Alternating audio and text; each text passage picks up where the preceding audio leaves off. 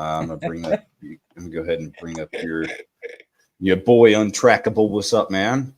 Miguel, how are you? I'm gonna go ahead and I'm good respond. now. I'm good now. I'm gonna go You know ahead. what he sounded like to me? You sound like Freakazoid robots, androids. They don't stop. Don't that kind of. he sounded like C3PO if he had a seizure. Uh, but God, I hate it. Oh,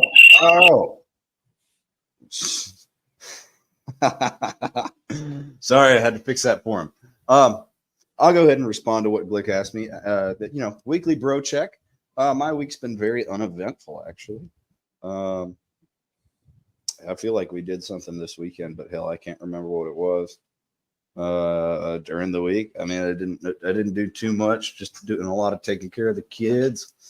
Lots of home time. I can tell you this much: I'm ready for the election to be over so that I can stop hearing about it. I'm so tired of it. It is mentally exhausting.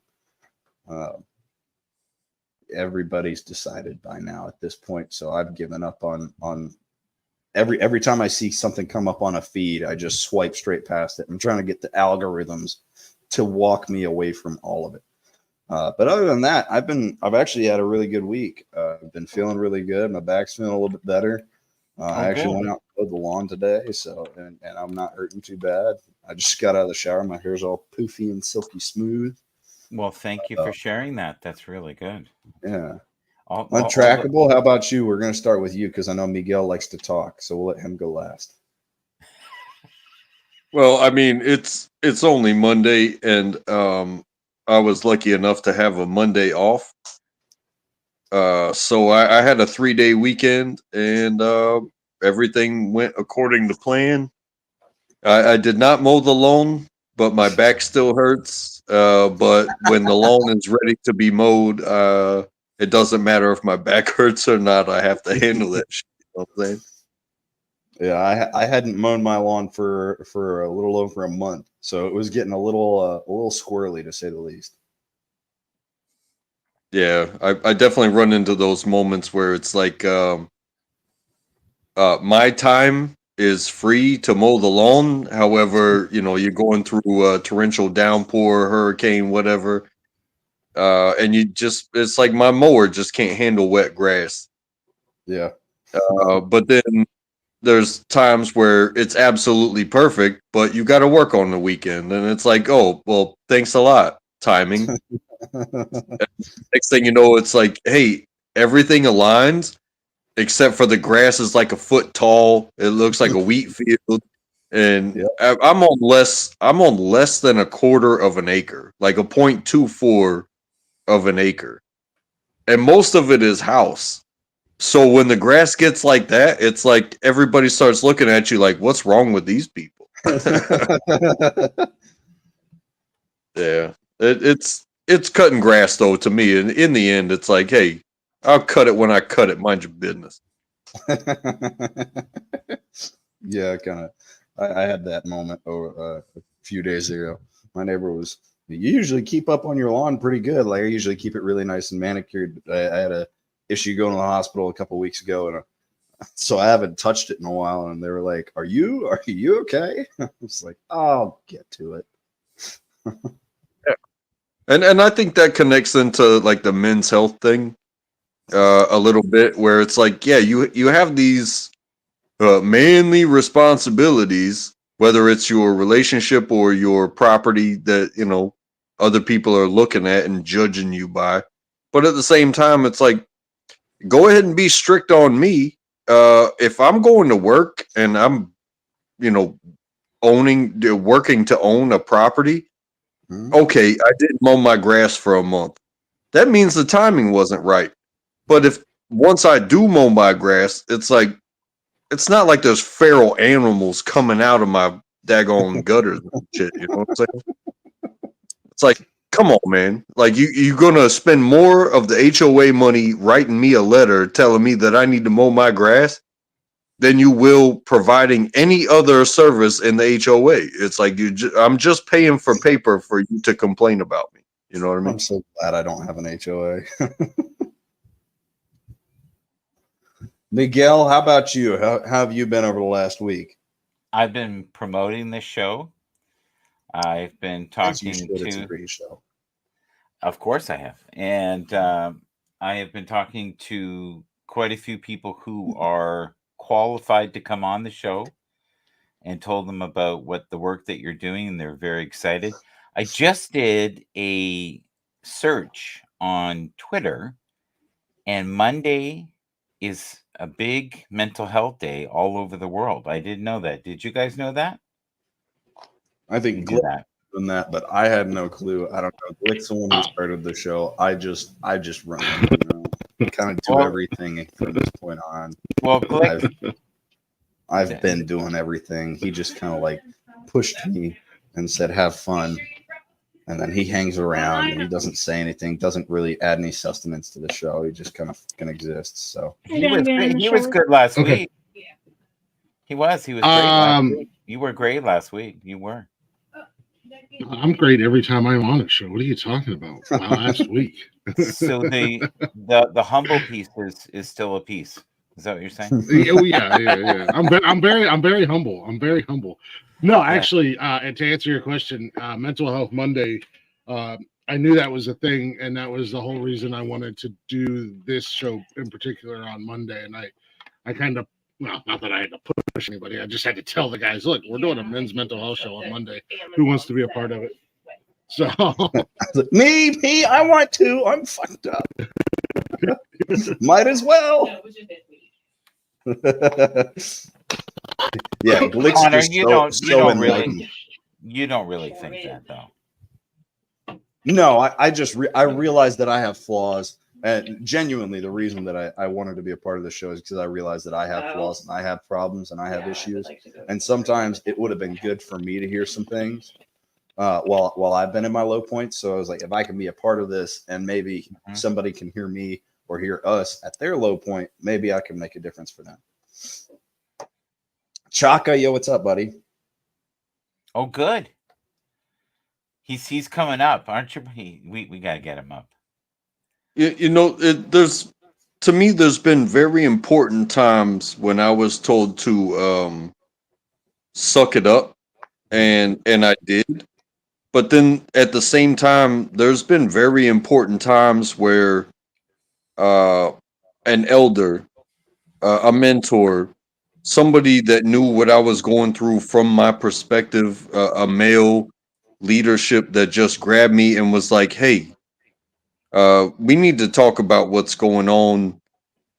I can only give you my advice type stuff, but man to man, it was well beyond the just suck it up, be a man type stuff. It was like, hey, yes, you do have to suck it up and be a man, but you can also go about solving this situation in your life like this." And it got deeper than being hard or something like that, and was like, yeah, it's going to be hard, but you're going to have to like relent a little bit. You're going to have to give. You're going to have to soften, not in your existence, but in this situation. Like, you're going to have to, like, kind of take a knee if this is your goal in the end. You know what I mean? I like that. That was solid. What are you doing, Glick? That was solid. See, he made fun of Glick, and the demigods took care of him. See that? There. I have smited him. You have. Do you not know what you've effed with? Do you not know my power and my humility? Yes. Yeah. Holy shit! I think I just died. I should change my my name to Humble Glick. You know what my mom used to say all the time when I used to get upset? Michael, shut up. No, suck it up, Buttercup. I mean, that's pretty much the same thing. Yeah, suck it up, Buttercup. Yeah. I thought what Untrackable said, what I was going to say was, I thought what you said was really good, because as as bluntly as it's put to us sometimes, sucking it up has a deeper meaning than just literally suck it up. And one of my mentors and I had this conversation before. Suck it up doesn't mean just shut up and fucking eat it. Suck it up sometimes means soften, like you said, relax, let it happen. It's going to happen. Like I said last week, I mean, this storm is going to pass. Yeah. You need to suck it up and let this suck for a minute, because it's going to, and there's nothing you Connor. can do about it. You need to breathe. What? You know what I like better? Let it breathe. Let the situation, let it breathe. Step away, because cooler. What's that saying? Cooler heads prevail. I think a lot I'm terrible at that. I'm so terrible. Really strong, mentally adept people who are humble, named Glick. What they do is they just step back, ground themselves, and go, you know what? I have to be careful, because my words are power, and I'm a powerful being. No, we have to be careful, because a lot of times, especially the ones we love, those are the ones we tend to, I call it verbal vomit.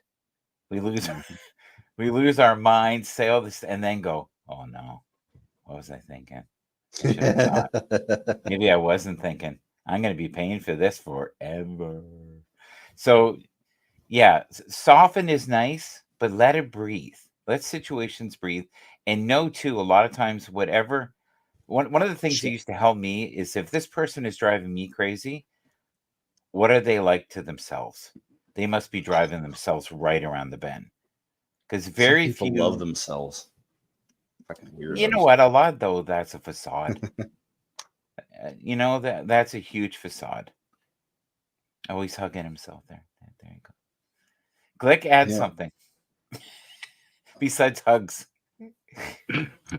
I'm adding all kinds of stuff. Sorry, I'm back. I'm being like backstage producer guy over here. I'm just pushing buttons and all that stuff. So you're really good at pushing buttons. His usual self.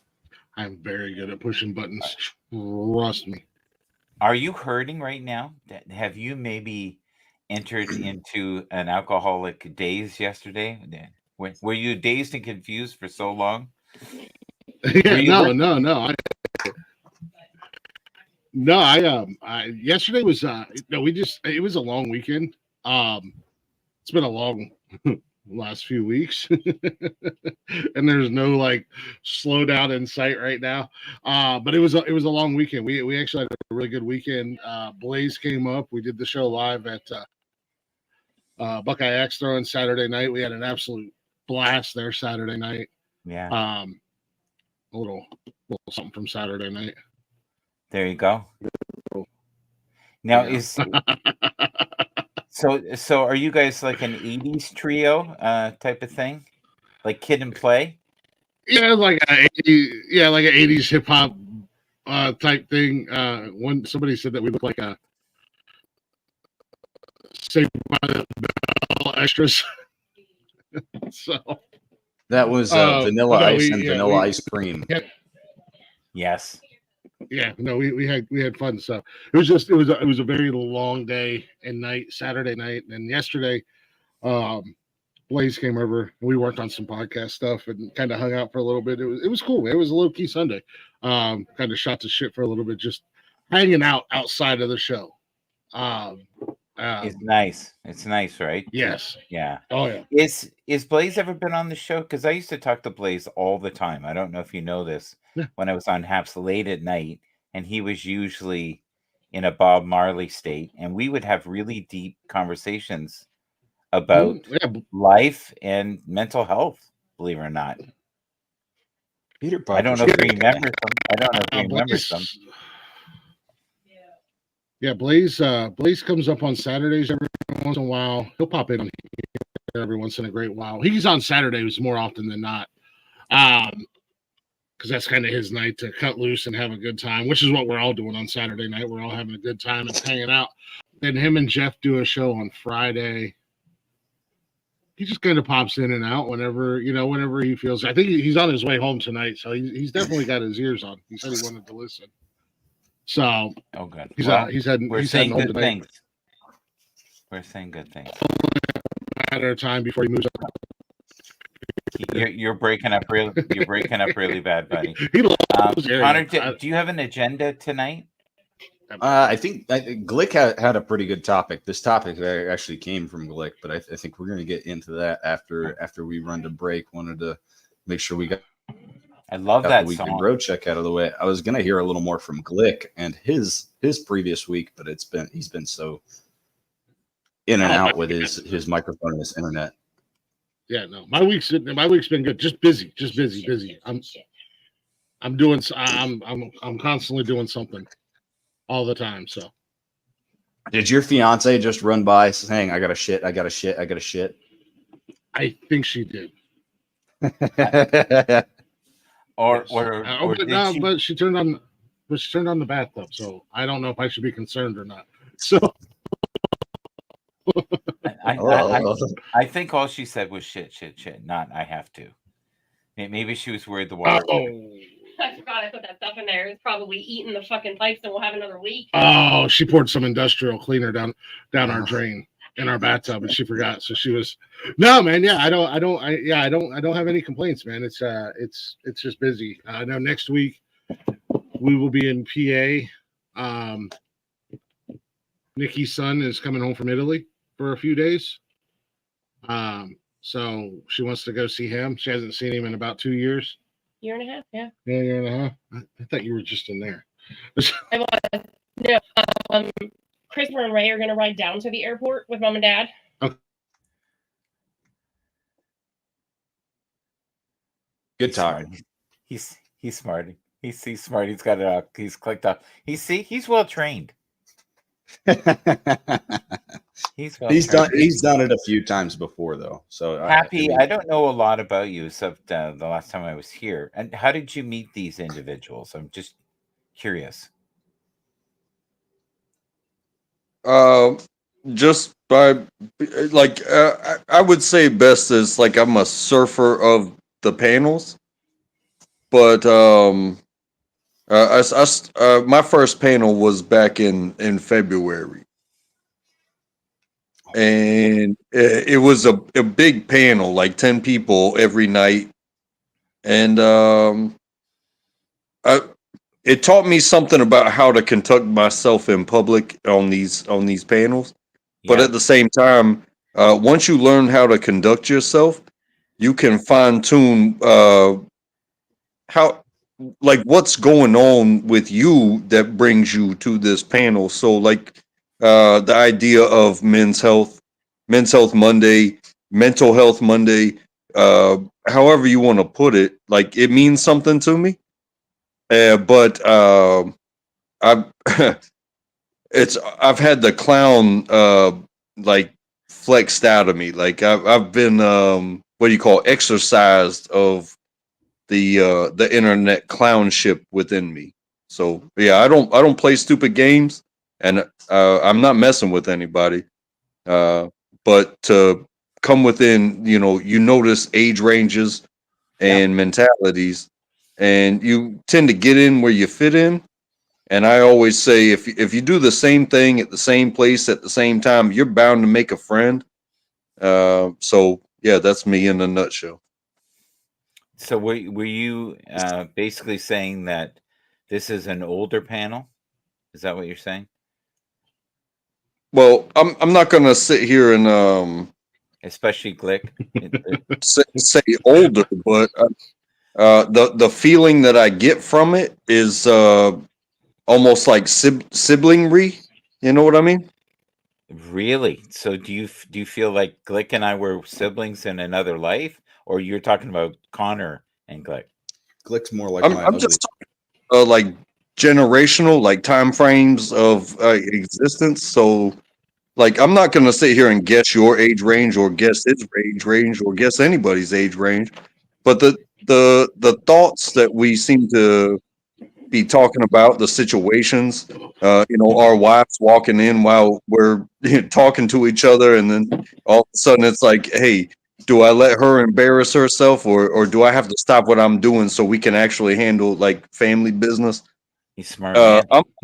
I'm 41 years old, and I'm not playing games anymore. So I get these things, and I'm not gonna let what the superficial shit get in the way of, like, hey, if we're having a conversation. We're having a conversation. You know what I mean? Connor, do you feel that anything that we've said today has value? Go ahead. Nothing of sustenance whatsoever. He likes to not clown around, and that's all I like to do. I like to throw the serious things in between. I'm trackable, happy, good old boy.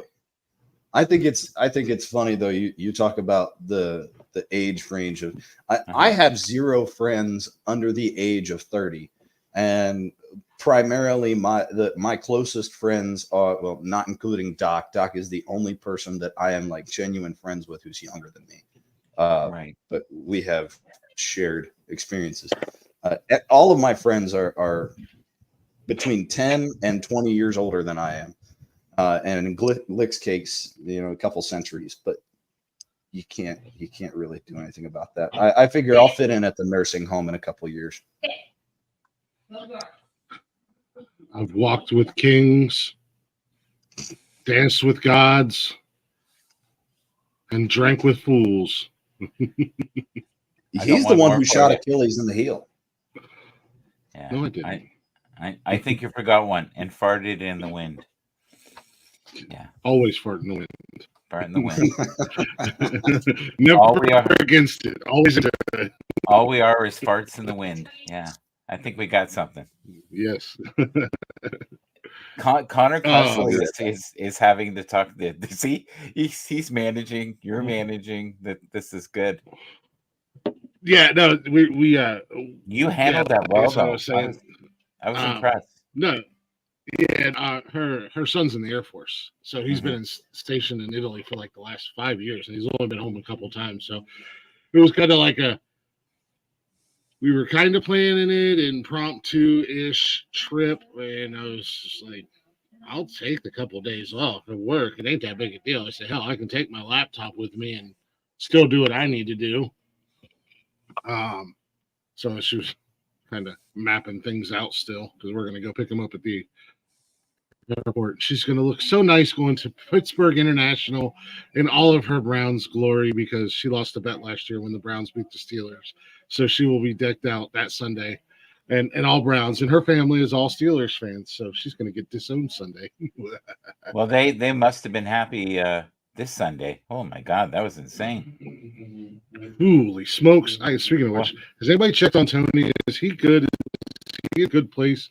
Because I know he came on and said, it's going to be a big night in New York, and all hell just kind of went to crap with the Mets losing, and I was rooting for the Mets and the Jets losing. It's just like, ooh. Well, Tony, the that Jets didn't kind age of, well. yeah, you know that all the sports teams have mental health experts that they see weekly to make sure that they're okay. They know how important it is to address the problems, and if you're in the right mindset, like, and I get that Happy's starting to figure out what makes him happy. You kind of know your boundaries, and I think people who really understand their life know when to speak and know when to be silent. And Glick and I have a real rough time with the silent, but we're working on it. We're trying to be better. Is Connor We're getting trying to be better. Who's getting an earful right now? Or is that it might be the TV in the living room. I don't know if the kids are talking or Nikki's talking, or I don't know. I got one at urgent, or one at the ER. She's having an allergic reaction to something. My newest adopted daughter, she's having an allergic reaction. So my oldest daughter and her are at the ER right now. One's in the shower. He's probably singing. And the other one is upstairs writing a paper for school, because they have a DC trip coming up here very soon. The band is going to DC. So she has to write I don't know what it is, like a scholarship paper or something. I don't know what it is she's doing exactly. But I asked her you got if she full needed help, house. if she was good. You got Yeah. a full house. Oh yeah, I always got a full house, man. Except on the weeks, yeah. Even when the other two are gone, I still have a full house. I got 4 kids. Well, 2 of them aren't kids, but they haven't flown the nest yet. At the end of the day, Connor's back. right. Sorry, my It's my all right. daughter I had enjoy- been crying I for enjoy like having a 10 full minutes straight. I was like, "What is going on?" But Is she okay? yeah, she's all right. I think she just didn't nap long enough today. She's in a cranky ass mood, I guess. So it is what it is. That's part of parenthood. You're breaking a pretty bad leg. And She's 2 years old, so it happens. Yeah, I have a 6-year-old, a little girl, and yeah, she could be the smartest of her era, but at the same time, it's like every little thing when she chooses to throw a fit, there is no solution. It's just like attention. And I'm okay with it because I mean that's my kid. I know how to solve these problems, but at the same time, it's like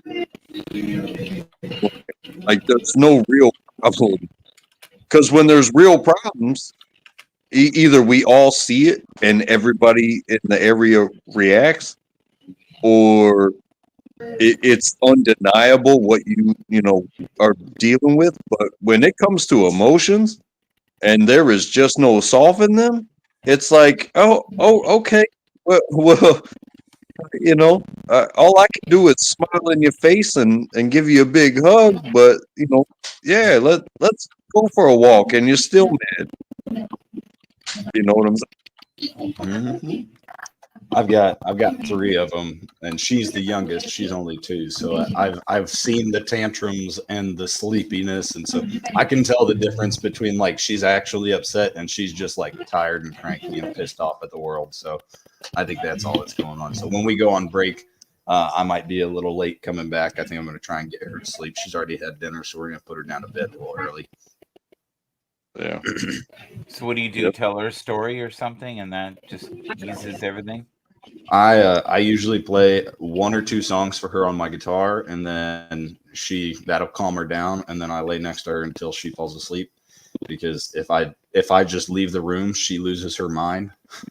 And we took the front off of her crib because my back can't take picking her up anymore. She's getting too heavy. She's getting up to around 30, 35 pounds. So every time I pick her up, it hurts a little more every time. Imagine what it's You know like. what? I do a similar thing ever since she was little, and that was I was the one singing the lullabies.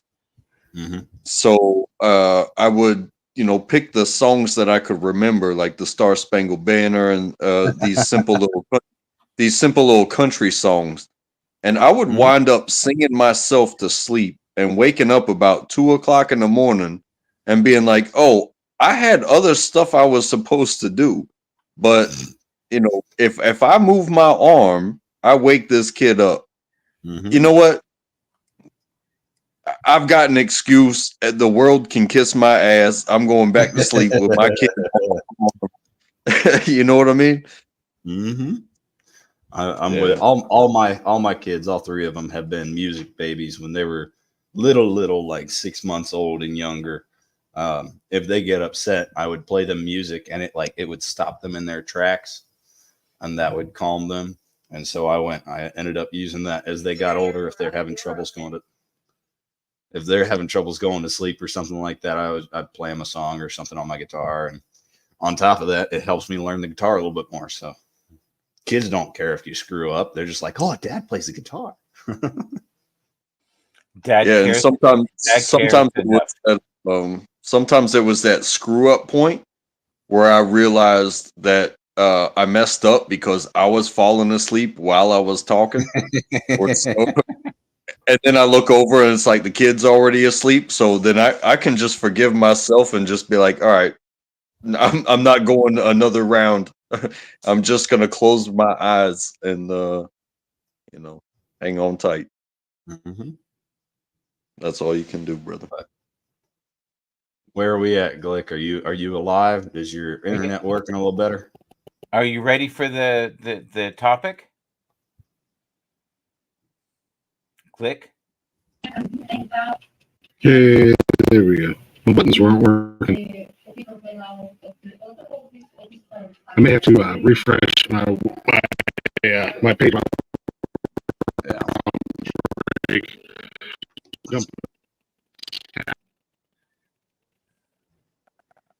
I had that today on Twitter Spaces. I had a guy on, and I couldn't make out a word he said. It was like every third word. I had to kind of formulate in my head what he might be saying. It was crazy. Yeah. Yeah, I think that Glick's FUCKED until break. I think he's probably gonna drop out while we're on break and try and fix it. But if I'm correct, Yeah. correct me if I'm wrong with a hand gesture or something, because we can't hear you anyway. But you said, I think we're gonna roll into break and then come back and start discussing the topic of the night. Glick was saying that, or I was saying Roger, yes, correct. I think that's what Glick was trying to say, but I Okay. don't think we caught any. that. That was very deja vu, by the way. It's what we do most Monday nights. We usually try and fill Monday nights with the first portion before the break. We do our weekly bro check, have a little chat, get warmed up a little bit. You know, me. Get our Untrackable voices. saying, "What's the topic?" I love. The topic tonight is going to be seeking help. Ah, So we will roll into that when we get back from break. Rick's going to try and fix his miserable problem that he's having over there with his Wi-Fi. I'm going to go put my child down. In the meantime, we're going to listen to a song that Glick has probably already picked out. I have no idea what it is. He's probably just going to roll it here at some point within the next, I don't know, 15 minutes.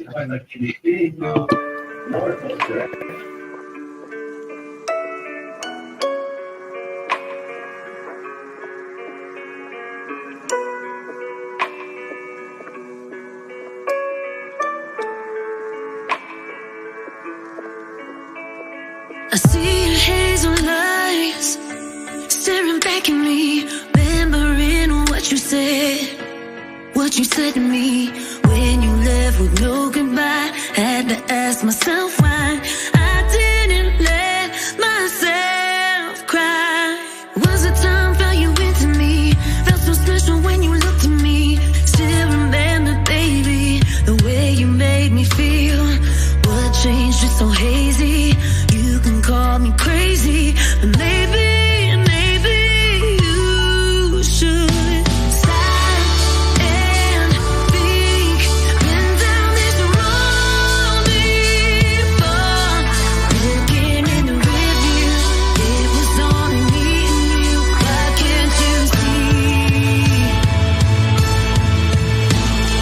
Stop and think. Been down this road before. Only you know how to make me feel special again. I was always trying to fill a void, chaos of you leaving. Left my world destroyed, couldn't handle ups and downs. Always thought you'd be around. Took some time for me to see the image staring back at me was stronger than your words could be. Don't need no apology. What changed? Just so hazy.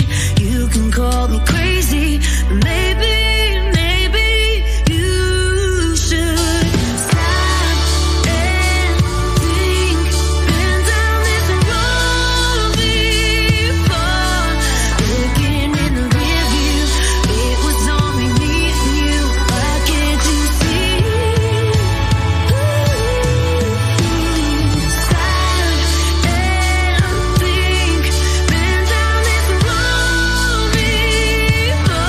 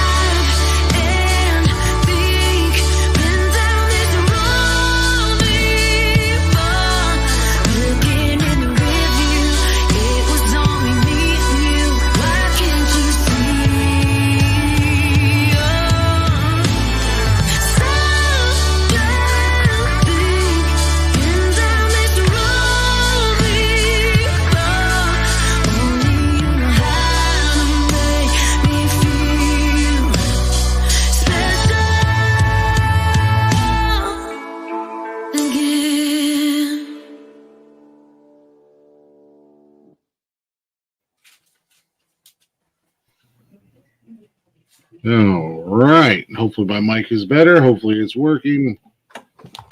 Welcome back to Men Caring for Men. That was Miss Katrina Bree with her first release single, Special Again. It's a song about healing. And if you want to hear more of the backstory on that song, go ahead and check out her interview on Glick's House of Music Glick, on YouTube or Spotify. Glick, if you have your picture off, you sound great. Well, it will probably be better now that I've reset everything. Okay. So, hopefully. I've had that before where I've had to have no picture. Yeah. My internet wasn't good enough, and I had just enough for voice. I've had to do that before. Yeah, I still had a bunch of stuff open from yesterday, and then I refreshed everything and got rid of some stuff. So hopefully that'll help. But welcome back to Men Caring for Men, part of the Men's or the Nonsensical Network, bio.link/Nonsensical Network. You can find us everywhere. Go ahead and give us a follow, give us a like, and give us a share if you'd be so kind. So hopefully Connor won't be too long. I know he's putting the little ones down. We got Bathurst in the building again, and Untrackables here with us hanging out again as well. Chaka got beat up by his wife and has a black eye, so he don't want to come on camera tonight. What? Really? No, I don't know. He said he had a black eye. I assumed he got a little too lippy with the missus. He can wear shades. He could say the Yeah, future's right? so bright. The future's so bright. I got to wear shades. Oh, I see bodies moving in the background there with Connor. I was gonna say I see bodies moving. Yeah, he's doing some. He's going to dance for us. Yeah, I was gonna say he like strategically puts his headphones right over top of the camera. He's learning my ways. I'm strategically taking myself out of the equation of the host and forcing him to host and carry the show tonight. So, but we'll get into the topic of the evening. This is just something I just got to pull out of my ass literally right before we went live. But seeking help. And in today's society, and well, society in general, not just today's society, part of the biggest problem with men's mental health and the stigma being there, I think, is on us for being too damn stubborn or thick-headed or proud or whatever it is, just to ask for help. And this could be in anything, from mundane tasks around the house to things that really matter, like our mental and physical well-being. So I kind of wanted to touch on that and see what everybody's opinions and thoughts were on why that is that men have such a hard time asking for help. Not that there's not options. There's plenty of options out there when it comes to help for our mental health.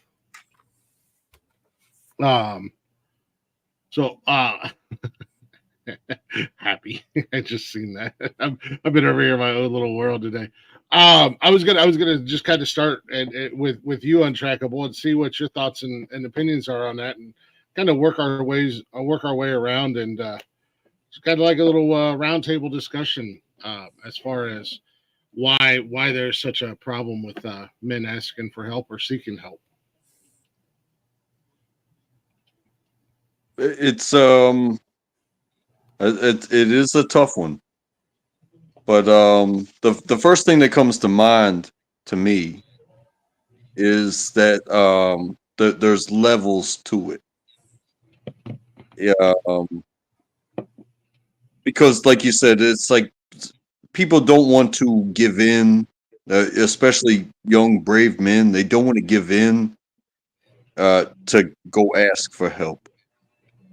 But honestly, solving problems at the smallest means, like, hey, you might be talking to your neighbor. You might have to go to your father sometimes and be like, hey, I've always respected you as my father, but right now I need you to be like a real dude and tell me the truth. Don't spare me any love. I need to know the truth because I'm trying to get through something that I believe you can help me through. Before it comes to somebody snatching you up by your collar and saying, hey, I'm gonna take you to help right now. You can go with me, or you can go with them. You know what I'm saying? Yeah, exactly. What's going on, Jeff? Same old shit, different day. You're gonna add your I'm too much of a man 2 cents No, tonight. no. Actually, exact opposite. Well, and Trackable was saying, you know, sometimes you have to ask for the fucking truth. You know, tell me like it is. Don't fucking sugarcoat it.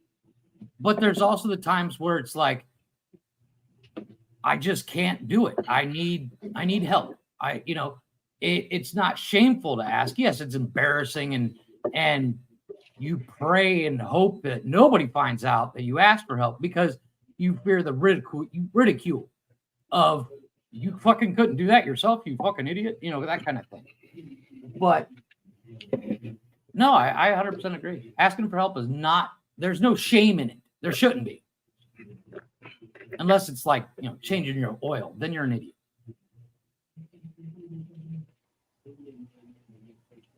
Do you want me to I just jump in? take it.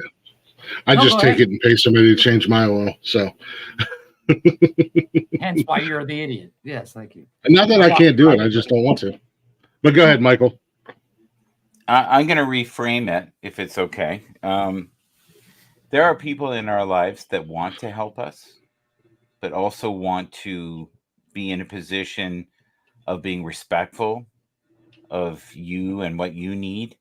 But many times, if you ask friends for help, if they're real friends, they'll step up and they'll help you. And if you've been a person who has been there for them in the past, there's a good chance that they'll help. The other thing I've learned too, maybe you have gone this way before too, is that do things to help people because you want to do it, not because you expect anything in return. But I really believe that when you do that, the universe, it has a tally. And then when you need help, something from, no logic will come and just be placed upon your lap at the exact time you need it. And that's just the universe orchestrating what you need. And if you The don't ask, universe, I'm ready to cash in those tallies, universe. right? Well, Right. it's a karma thing. You know, I see where you're going with that. It's kind of like that karma, you know. And you can ask for it all day, but until the universe says you're ready for it, will you get it? You know, it's not a matter of every time you need it, it's going to happen. I have the perfect example this week. I've literally been, back on the dumps again, work-wise, and I've been doing everything I can to try to get out of it. And today I got the message that, work's starting back up. And, I've been the asking for help thing. I'm, as Glick was kindly enough to point out, I won't do it because I'm a fucking idiot. Where I'm like, fuck it, I'll just starve. I'll be all right. And today, not only did I get the new job, I got a signing bonus. So I was like, yeah, I'm going to go buy food. So I did. Nice. But here's the thing. Sometimes step away from the situation. This might help you, Jeff. Step away from the situation and say, if this was reversed and it was somebody that I care about and they weren't willing to come to me and I have the means to easily help them. Now, we have Glick here who seems to be helping everybody. He has a house that's a communion for the lost and weary, I think. But Just lost. but I don't think he's the kind of person where he would openly say, look, I'm broken right now. I'm at wit's end. I just need to breathe. The water is right here and I have one effing nostril left. Please, will you get a fucking bucket and just take some water out of this tub? And someone's tied my hands and I thought this was a good idea at the time, but please get the duct tape off my wrist. That kind of thing. He would be in that tub while his girlfriend is putting the Drano in there going, oh, well, there you are. Yeah. And that's You wondered where you were. That's not healthy. That's not healthy for anybody, especially the people who care about us. I don't know. What do you guys think on that? No, Yeah. go ahead. Go. No, as somebody who, and Jeff's seen it. Hell, just since we started this podcast, Jeff has seen it. Somebody who's always willing to stick my neck out and do for others and kind of put myself in the back seat. I 100% agree. In your analogy, Mike, yeah, I'll have that one nostril barely hanging out and be like, nope, I got this. I'm good. Don't worry about it. Yep. I'll figure it out. Yeah. I'll And figure it out. unfortunately, I'm the same way. A perfect example. About like a year ago, a little less than a year ago, I was once again underwater with a lot of things. And Connor called me. He says, dude, I'm sending you money. And I told him no. And I said, no, don't worry about it. I got it. And he pleaded with me for 45 minutes. And I never accepted it. But it was one of the things, the simple act of him reaching out, I was like, I appreciate it, but I got it. And a couple days later, I was able to fix the problem. But it was one of those things where it was like, it's nice to know that people are out there willing, but it's very rare. And I will be literally inches from death before I will ask. It's my downfall. I get that. But it's the fact that if I really, really needed it and the availability was there, I know I could reach out to the guys and be like, hey, I need a hand. Not that I will, but like I said, that's my downfall. But knowing that it's there is that little safety cushion that I refuse to use, but knowing it's there kind of gets you through the hard times. Well, if you're part of a community or part of a family, you lean on each other, right? You do. It's like the Bill Withers song, lean on me when I'm not strong. I'll be your friend. Oh, Yeah. So, and you guys have built that here. You have a community. You guys drive each other right around the bend, but there's mutual respect. And I could see Connor doing that. But that must have, warmed the cockles of your heart to it hear did. That Connor would do that. It was one of those things where I was like, you know what, I got it. And he's like, dude, you haven't eaten for 3 days. And I said, yeah, but I got it. Don't worry about it. And it's not the first time, won't be the last, but when I'm at my highs, I'm at my highs, doing everything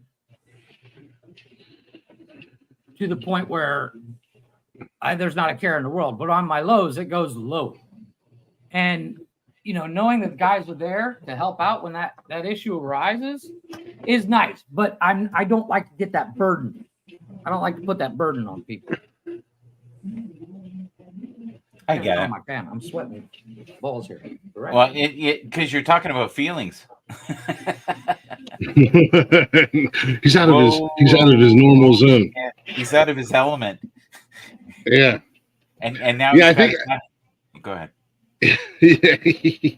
I think for me, I've always, nowadays, I'll ask for help, but I'm only asking for help so many times, and then I'm gonna be like, all right, I'll make a mental note. The help's not there when I ask for it. That's cool. But for me, I've always been a fixer. Mm-hmm. I've always been, give me the weight of your burdens and I'll carry them because my shoulders are stronger than yours type deal. Yeah. There's a cost to that though. You ain't lying. You are not no, lying. there is. No, there's a cost to that, and we have to know our limitations. What do you think, Happy? You look like you're pondering some deep thoughts there in your beard. Go for it. Yeah, pardon me. It's tough to speak on that because as principle, you're no good to anybody else unless you're good to yourself. Mm. But then you find yourself in a time of question. It really depends what the question is as to who can help you, who deems yourself so self-sufficient and self-believing, and uh, it's a hard barrier to break for me as a man sometimes, to be like, hey, I've done everything I could for myself to make sure that I'm here for you, but I'm not perfect at everything in life, and to even recognize a breach uh, in my stuff, it that becomes a hard thing to recognize, and again, to go to the right person that you can extend that arm to. You don't just reach out to anybody for anything, and that becomes another question, especially when you're trying to be what you were destined to be, but you're reaching and there's other people and they're all doing their things too. But when you have a specific problem and you know exactly who to reach to for it, it's still painful to extend and ask, but it is very important that you go to the right person for the problem that you're having. You know what I mean? Yeah, specifics are always important. Untrackable, when you speak, there's great weight in what you say, and you also talk like you're doing parables, like you're some old philosopher. But I mean that is the highest compliment. It's you just don't expect that, and then I'm expecting you to maybe levitate in that room there, and so it hasn't happened yet, but it's good. No, everything you said there was wonderful. If we had wrote it down in a little poem, I think we would have went, hey. There were some real golden nuggets in there. Thank you. Well, and to continue on what he was saying, you don't go to the person that hasn't been there. They won't always be as helpful as the person that's been in the situation as you. Good point. Good point. It's like the perfect example of it is, I there's no secret. I live in Cancun, and it's like the issues I face day to day sound ridiculous. Like the fact that, if I get in an argument with somebody on the street, there's a chance I have no fucking clue what the argument's about. I just know that they're yelling at me and I'm yelling back, because as good as my Spanish is, it's not perfect. So, and somebody like going to, for example, my pops. Well, no, my pops has lived outside the country. For going to somebody that's never lived outside the U.S. and explaining this issue to them, they're like, I don't get it. What's the problem? You know what I mean? It's a weird specific that if you find somebody that's been through that, it's like Connor and me. Connor, as he said, he's come to me with some of his issues because he and I've been in that same situation. Common ground, is that what you're saying? Common ground. Common ground. Yeah. Kind of, it really determines on who you go to.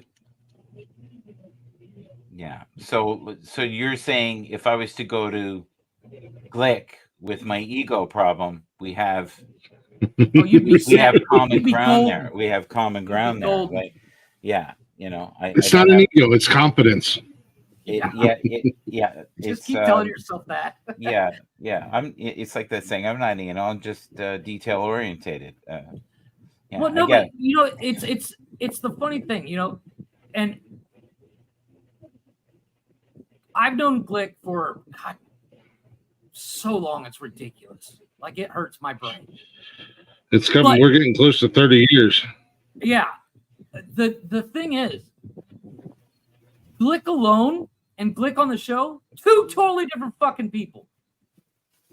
It sounds silly. He said But- that before. He has said that before. He's very different. And Yeah. a lot of people that watch the show and see how we Mhm. react and how we talk, you would never guess he's like that. I've Yeah. literally seen this man just sit in his truck and sit there. And I'm like, what are you doing? He's like, nothing. I'm just thinking. I'm like, That's fuck, dude. Oh, Jesus Christ. Yeah. Let's go for a beer because that'll fix whatever you're thinking about doing. It's never Because a I've good sign seen if that I'm just sitting. It's never a good sign if I'm just sitting in the truck thinking I'm about to do Right. some sketchy shit. It's either that or like, let me drive because I know the way. It's and somebody that just sees Glick on the show wouldn't see that. Like, oh, he's fiddling with his phone or something. His phone's not even on, or he's just mentally preparing. Yeah, he's mentally preparing to go to war. But it's being that I've known him on and off the show Mm-hmm. for so long, I can see that where other people won't. And the only person, well, they're probably, I don't know, 15 or 20. So Jeff, I just want to actually- ask you a question so Sure. people understand where the hell you're going. Okay. Mhm. Okay. So here's the thing. We want to get in the meat of this so people understand. So you're basically saying you know him like a brother. He basically said untrackable. This is like sibling relationships in here. So you two definitely are like brothers from another mother or something. But Well, Oh, here's yeah. the funny thing. You're talking about siblings. My younger brother and I refuse to speak to each other right. because my younger brother's kind of a prick and his wife's a cunt. And Oh, she made lovely. him like that. He refuses to speak to me. And I've known him longer than Glick. But Hmm. if my brother called me tomorrow and said, hey, I need your help, I'd tell him to go fuck himself. If Glick called me tomorrow after not speaking for 30 years, I'd be like, whose truck are we going to take? When are we going? There's more of a love that I have for Glick than I do my own younger brother. My older brother's a different story. I'll kill for him. Yeah. But Jeff, we were going somewhere, and then you squished No, go me ahead, like a bug. But that's okay. I felt like the bug on the windshield. So where we were going was, you have to know the boundaries of the people that you're with, and how much you're comfortable giving, and how much you're comfortable basically letting people see. Like I think what you're saying is Glick has seen the good, bad, and the ugly. Oh, guaranteed. He knows you and you know him. So there is no air. There's no boundaries. that's not where I was going. No, there's no boundaries.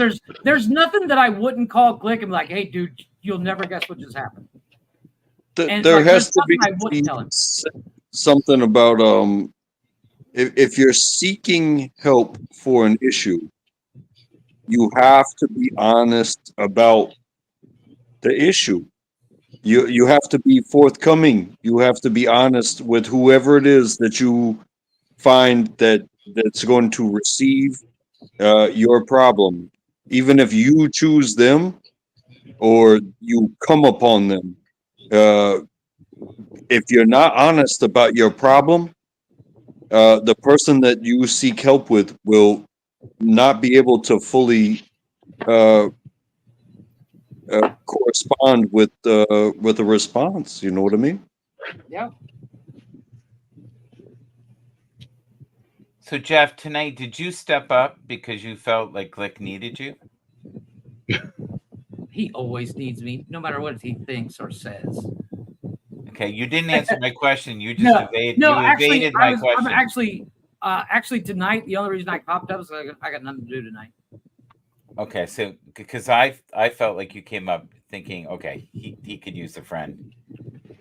No, He's got that Bathurst clown in there, and he's got the guy that no, I literally, usually on Monday nights I got stuff going on. I'm usually working late, Yeah. but tonight I got off early because I'm starting a new gig tomorrow. I was mainly just prepping today, and I had nothing better to do. The kids are at grandma's, and I was like, I'm bored. What are the boys doing? And then jumped up. Well, I'm glad you're here. Yeah, I'm It's glad. usually how it goes. Yeah. No, but it's, we had a great cake here, and then we added some icing, and it was called Jeff. There you go. Yeah, I am the icing of every cake. Yeah, and Connor's the sprinkles. Connor's something. Connor is something. Connor's brilliant. He really is. Yeah. Connor and I've talked back and forth, and not to put his business out there, but some of the stuff he's been through and I've been through. When he and I talk, most people, if they were added to that conversation, would have no idea what we're saying, even though we're not really saying each other. We're just going, I get it. Because we've both been through similar situations. Well, sometimes you just need somebody that's going to listen. You don't necessarily reach out to somebody. For an opinion. Yeah, sometimes we just need somebody that's going to just listen Mhm. and actively listen. Be an ear for us to kind of vent, and then maybe add in the occasional, hey man, you're not the only one, or totally see where you're coming from, or whatever. But we're not always You looking and for I've somebody done to. that Yeah, we have. You ain't kidding. We've had 4-hour long conversations of one of us venting for Where 2.5 hours. I think like 6 minutes of one speaking and then 4 hours of the other. Yeah. See, you have you listen to respond or you listen to understand. Well, it's sometimes, one of the things that Glick and I learned very early on, when we reconnected, sometimes, and we've known this for years, but it's one of those things where if I'm calling him and it's 3:00 in the morning there, he's like, I'm going to sit and listen. I'm not going to say a thing because Jeff needs to vent, or vice versa. And, not that we've had those 3 in the morning conversations, but there's been a couple. But it's the mutual respect that we have for each other, as much as it doesn't come off on the show because we constantly pick on each other. But it's one of those things where, if I were to call Brian and I'll talk on the phone, talk about Game of Thrones for 45 minutes, but that's about it. There's no real meat in that conversation. But if Glick and I are on the phone, not on the show, if we're on the phone, one of us is going through it. So you're basically saying that Brian is not the same intensity as Glick. Is that what you're saying? I've known Brian longer. Yeah, and see like with Mike, I don't have a contact. There'll be sometimes I feel gratitude. So I don't have his number, just an email, but Michael don't respond to his email until 3 weeks later. So who's next? And I know Ted and Tony are working, but I was like, hey, Glick is available. I'll just call Glick, and I called Glick. How long was I on the road talking to you? On my way back coming into Texas, a good 2 hours. Yeah, we were on the phone for a good 2 hours. I was just at work. It was a Friday, so it was a low-key day for me at work. I'm just like, yeah, I got nothing better to do. I'll talk to Brian while he's on his way home. Yeah, I was like, wow, it's so beautiful. One last Looking at the nap. sun. I was like the sunset coming over the plateaus. It's really nice out here. Wow. But it's nice having that. That's what you're doing. You're celebrating the relationship you have with Glick. So you really are the fixer, like you said. You are the grounding force. So I can see why you're so humble. Don't give it. I'm very humble. I know it sounds cheesy. I know it sounds kind of cheesy and a little cliche, but Eminem did a song forever and a day ago, off of his second album called Like Toy Soldiers. And the opening lyrics in there have hit so hard for me. And something that I related to so quick and so fast because I have, I've always been that guy for everybody. And I don't mind it, in a lot of ways, it kind of benefits me. Because whether it's just a call because they need somebody to chat to, because they got a 12-hour drive home and the radio can only keep your attention for so long or whatever. But yeah, Eminem says in that song, The opening lyrics is, "I'm supposed to be the soldier who never shows his or blows his composure. Even though I hold the weight of the world on my shoulders, I ain't never supposed to show it, as my crew ain't supposed to know it. It don't matter. I'd never drag them into battles that I can handle unless I absolutely have to. I'm supposed to set an example." That's something that has hit home to me since that song came out, because that's who I've always been for everybody. I've been that rock, and I don't mind it. I'm actually very grateful that people that I have been able to be that guy that people has come to for anything and can count on. That's one thing that I can say at least I've done right, is I've been there for people and I've made sure people were taken care of. And like, if I do everything else wrong, I've at least been there for everybody. So, but yeah, no, it is. It's hard to ask for help at the end of the day, because nobody wants to come across as looking weak or foolish or anything like that. Yeah. So, you know, you got to have those. I mean, yeah. I mean, but like since dawn of time, I mean, since our like down to our bone marrow, like we're supposed to be the foundation. Can't break the foundation. So that's been our role for like an eternity. Yeah. I was given these big, broad shoulders and a strong back for a reason. And it wasn't just to look like a sexy some bitch. I mean, like you know, like we all have our special traits. I mean, we all have our special traits. I mean, you know, like, you know, I'm learning dibbing and dabbing a lot of things. Glick is too. Jeff is too. Mike is just he's a cheeseburger specialist. So any advice on cheeseburgers, I go to Mike. Untrackable is back. Hey, buddy. Mike loves cheeseburgers, y'all. With bacon. Hey. With like 40 strips of bacon. There is there's an inside joke there, Glick. So when I was very young, I started basically reading books about the chemistry and the composition of the brain and what we do chemically. So if we're eating a burger with bacon, it is the equivalent as an orgasm in our mind, like the way we process it. So when I was 16 to 20 years old, the two things that I was most in pursuit of were booty and burgers. I knew I liked you. I'm a warrior. I'm a warrior. I like you and I'm out you. But I realized I was really a chemical junkie. I didn't know it. No, a little chemical overload, huh? I mean, Glick's that way with Taco Bell, so I mean, it's understandable. Yeah, as we've learned. Man. I was like Taco Bell Saturday night. burrito. We stopped at Taco Bell on the way home Saturday. Taco Bell in the States, though, is better than Canada. It is. I'm happy that the Mexican pizza is back, but I'm very saddened that they're not bringing back the Cool Ranch Supreme tacos, because you only get the regular nacho tacos. The Cool Ranch Taco Supreme is awesome with the Mexican pizza. Chef's Brian, you sound like you've got some real first world problems there, brother. I do. I do. I can sense the suffering with your band there. Yeah, I can feel it.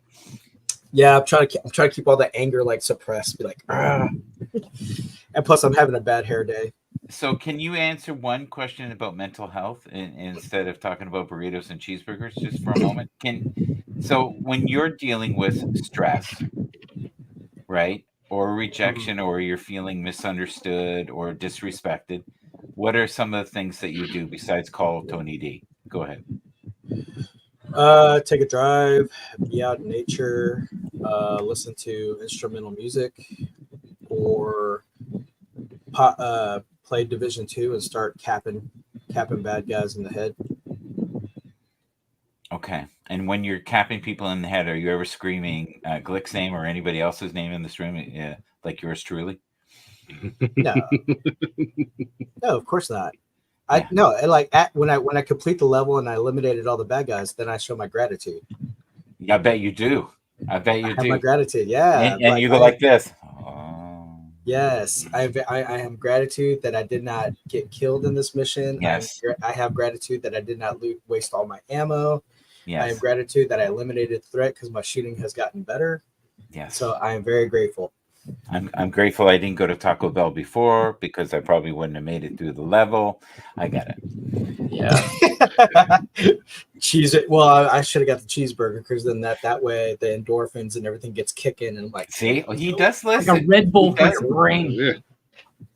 He I'm telling does. you, especially like smoked cheddar cheese on a man. I'm telling you, it. Yeah, to Mike's point, yeah, it is correct. You're just like, therapy. It helps. I feel good. I want to tell you guys a story that you guys will appreciate. So the other day I get a pizza from my daughter and it's got bacon on it, meat, and a bunch of other stuff, and it smells really good. And I just got it around the corner. And I have this big ass box with a pizza in it.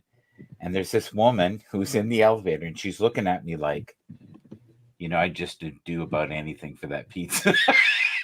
You should have seen it. And all she kept saying was, man, that sure smells good. I really like pizza. Like, and I finally said to her, like, it's for my daughter. I'm so sorry. If it was for me, I would give you a couple pieces. She goes, oh. and I'm thinking, I would never ask somebody. No, I wouldn't either. No, but I've never that's done how that. addicted she was to food. Hey, but wait a second. Look at the building that you're in, and if that person can't get their own pizza, but they can live in that same building where the person can get their own pizza, does that not come into the equation? I was just thinking the same. Well, there's nothing like pizza right now and pizza free, Yeah, well, that's Yeah. That is true. right? Yeah. As I say, free It's like- food and free food booze hits differently. It's like Brian. He's going booty or burger. Oh, this is a dilemma. Nah, you put both hands together on that one, buddy. I'm sorry. Yeah. Yeah, it's like Joey from Friends. Chicks on bread. Right? Or like Al Bundy, Hooters, chocolate cake. Hooters, chocolate cake. Choco Hooters. No, there was like one time my brother and I we both had the day off and we decided to go bike riding, and then we ended up at the food court at the mall. So I get a Subway sandwich with a Diet Coke, and my brother gets like 2 slices of pizza and a beer. And these my brother is like tiny. I mean, you know, you sneeze on him and he flies. That's how skinny he is. And he's sitting there enjoying the pizza after a long bike ride. He's all like, oh, and these girls walk by, and this one girl just goes, ugh, I hate him. And I'm sitting there going like, me? Oh, him. Yeah. I'm like, I'm eating a sandwich. I'm being healthy and responsible. I have Yes. the perfect healthy salad called the Big Mac salad. Do you? Just saying. Yeah, I saw this thing on TikTok. It's called the Big Mac salad. You shred a Big Mac onto lettuce. It's healthy because it has salad in it. Have you ever seen these people who have kept a burger from McDonald's for 20 years? And Yeah. it does, and it's The still willpower behind that person is impressive because a burger doesn't last in my house. No, but here's what I'm saying. It still looks the same. The only thing, Oh, yeah. the only thing that disintegrated was the pickle. Yeah. I've seen that. Everything else was intact. It didn't have green on it. What the heck did they put in those? I don't care. It tastes good. I don't want to You- know. It's kind of it's like once you learn how hot dogs are made, do you really want a hot dog? No. It's that kind of concept. I don't want to know. They put things in bottled water as well. Like what? It's they call it atmosphere. Because what they do is they coincide with the drainage of the cities. So they subsidize the cities with emergency water and clean water facilities and stuff like that. Mhm. But to turn around and sell it, like they have to make pure water, but then for it to have the Marketability. the spring capabilities, the nutrients, the metals that just come naturally, that you would boil the water yourself and, you know, kill organisms and then drink it. They do all that, but then they add back in a powdered form, and then they pressurize the bottle with what they call atmosphere, and that water has to sit for more than 24 hours. So when you drink a bottle of water, it's had the natural substances that were removed from it added back to it based off of their recipe, and it's also been pressurized with what they consider to be atmosphere, and it goes in. Everything has to go together, and it has to match, and that's why they put it on a time limit before it can be even served, because any of those substances without the process, it could kill you. Oh yeah, like the camp contaminants and all that fun stuff. That's You why I know, don't drink water. I'm just saying. Jeff, did you know that Brian and I were going to get together and come up with a new city called Springwater, and we were going to start bottling water, and we're going to call it from Spring Water, and we were fine until they figured it out. That you're just going to put it out of the hose. It was toilet water, but it was the holy water of all holies. Well, then also too, like I was thinking about going to Hot Springs, Arkansas, because in certain parts of that city you have the natural springs coming out. And I was just going to put a glass of water and take a sip. Yeah, I don't know if I don't think that's a compliment for us, Jeff. She said, "Hello, Oh. gentlemen." Glick and Jeff. yeah. I think we got singled out there, buddy. Well, I think she's That's her- implying the rest of the panel is not gentlemen, and she is, celebrating the. No, I'm pretty sure it's the opposite there, buddy. If I know You Mandy, weren't like I gentlemen, think we're I- just clicking, Jeff. Well, I mean, the only gentleman is Mike because he's clean shaven. The rest of us are scruffy nerf herders with beards and looking all Well, ragged. You can't use that word. Only we can use that word. Yes, Explain I it. said it. First of all, explain it to my audience who will not know what the heck it is. We currently have over 24 people on Twitter watching this. So Well, So the Nerf scruffy herder nerf herder, is Star a Wars reference reference. to Star Wars. Empire Strikes Back. That's where Leia calls Han Han. scruffy Nerf herder after she. Sorry, gets- we just lost someone. We have 23 after you explained what it was, but that's okay. Yeah. Yeah, they were offended. I think we had them with cheeseburgers. But And- but then Because that, everybody's hungry this time of day. but then that nerf herder came back to Family Guy, right? Yeah, Family Guy did it in Blue Harvest. Blue Harvest, yeah. And that's when he hits her. He says, "You can't use that word. Only we can use that word." So, can I ask a question to keep it on mental health, just Sure. for a moment? Can I pop one out here for you? Because Glick is still in yesterday in his kid and Hungover play state. pants. Yeah, I think he did one too many splits, and was listening to James Brown playing "I'm a Sex Machine," and now he's, I don't know. I thought he was like breakdancing the Saved by the Bell theme. Same difference. It's all good. It's all good. So, if you know of somebody in your inner circle that is suffering and they're proud, would you approach them? And if you don't approach them, what is me? Oh, I just want to quickly share something for myself, okay? And this Go is ahead. kind of guilt, but I knew a friend was suffering, and I was being a chicken shit because I didn't want to deal with it. And this person had cancer, and it was at work, and I thought, I'm going to have to deal with this problem probably for a couple of years before it gets bad. And then I came in 3 weeks later and he was gone. Yeah. They're And I So your didn't. question I didn't- is, what would you, if you know that someone's suffering and it may be even uncomfortable mentally, for physically, you, the whole 9 yards. and it may be uncomfortable for you to listen to it or see it, are you going to, what was that saying? Man up. Are you going to step forward and be that person who listens to someone for 2 hours at work while they're driving, or, Well, Like, also, I get what you're saying, but a lot of times too, a lot of people, and I understand where you're coming from with this one, because there was a person that I really really cared about, and like we've known each other for 15 years, and I was really interested in her, but we never tiptoed. But I always said, yeah, I'm always around. I'm not hard to find.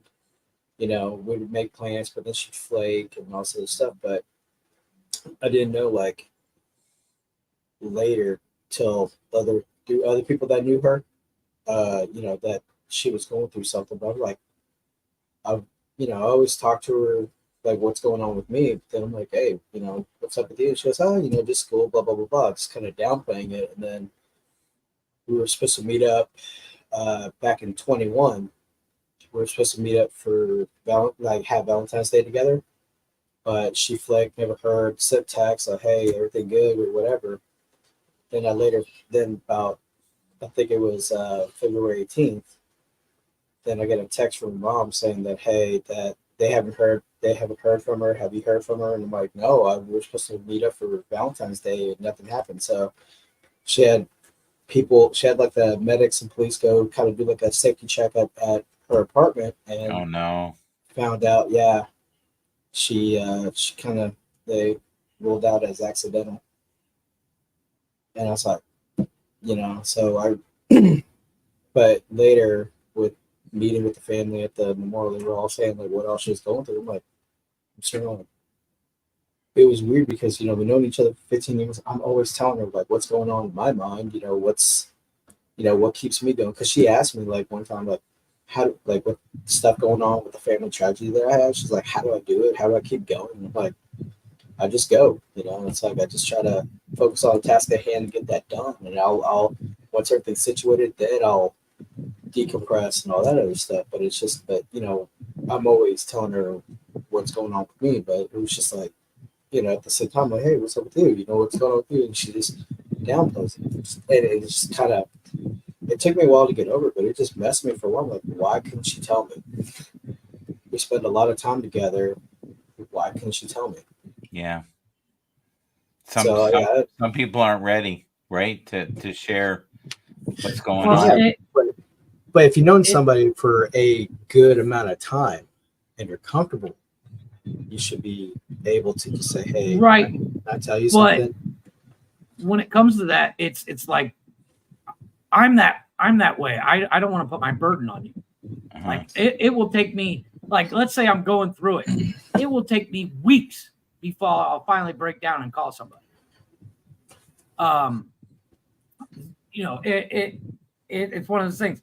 When someone's ready to discuss their issue, they'll reach out. But I tend to do something similar, like what you were saying, is like, hey, I'm here if you need it, that kind of thing. Yeah. And unfortunately, that's all you can do, because you can't force. It's the old adage is you take a horse to water, you can't make it drink. But you have to at least put yourself out there and say, hey, I'm here if you need me. Yeah. I mean, yeah, it messed with me for a while. I'm like, man, I was like, all the times that we were together, she stayed the night at my place. We'd watch movies and cuddle and just talk, let her know, like, hey, and I always let her know, like, hey, I'm not hard to find. Like, yeah, I'll call you. I'm like, yeah, I'm like, cool. I'm not hard to find. And I tell that to everybody. I'm like, I'm not hard to find. Brian, So they were like, yeah.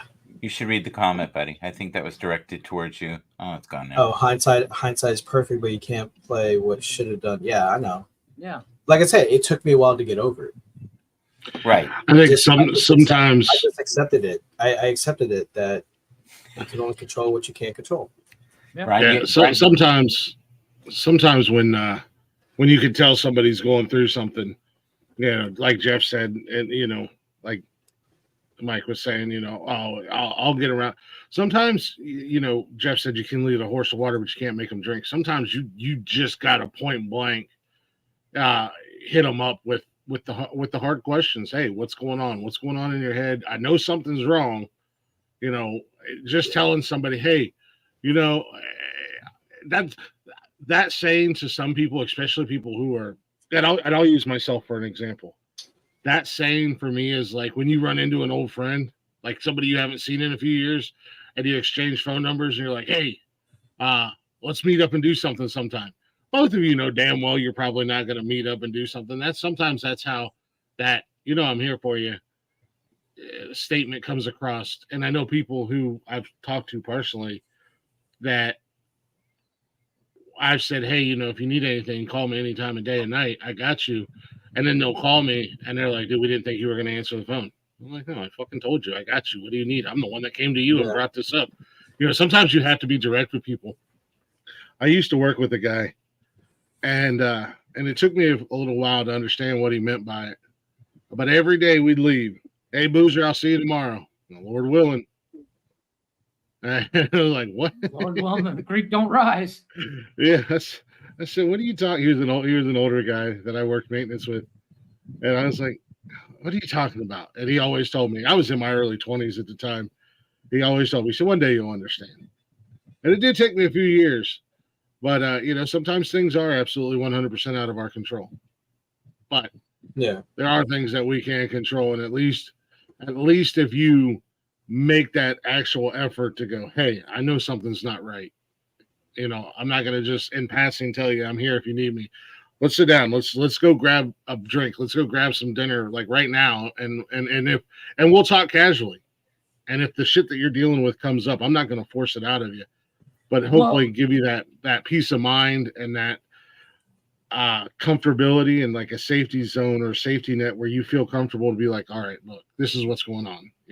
Sometimes you just can't wait, because you never know when there is no tomorrow for that person. In the comment there, that's the fear of going to somebody. That's the biggest fear, that they're gonna, like I know if I tell Glick and I'm like, "Hey, in confidence, this is the issue," no one's gonna hear about it but me. If I bring it up on the show, that's a different story, because then it's for the You world volunteered to see. it. I'll bring up. It's out there. I volunteered It's out it. there. It's Yeah. out there, and it'll be brought up 400 times.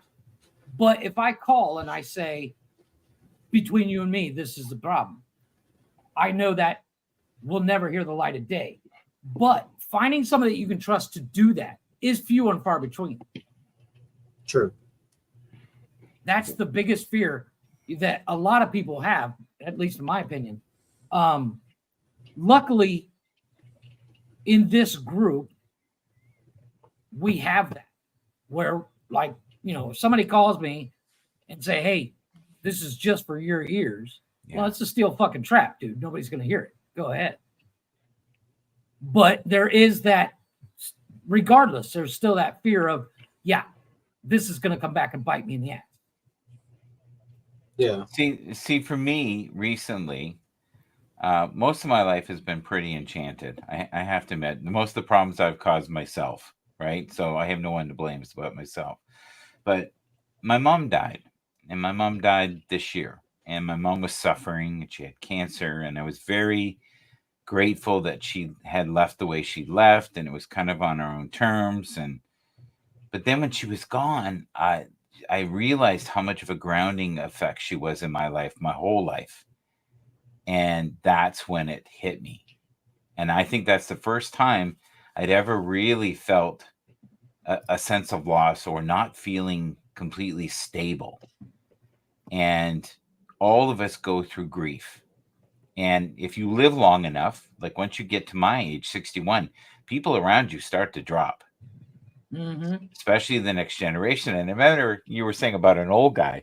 I remember an old guy that I knew, and he used to be, he used to say crazy stuff to me. And I didn't get it at the time. And he used to go, 40 wild dogs couldn't bite it off. And now it's betrayed me.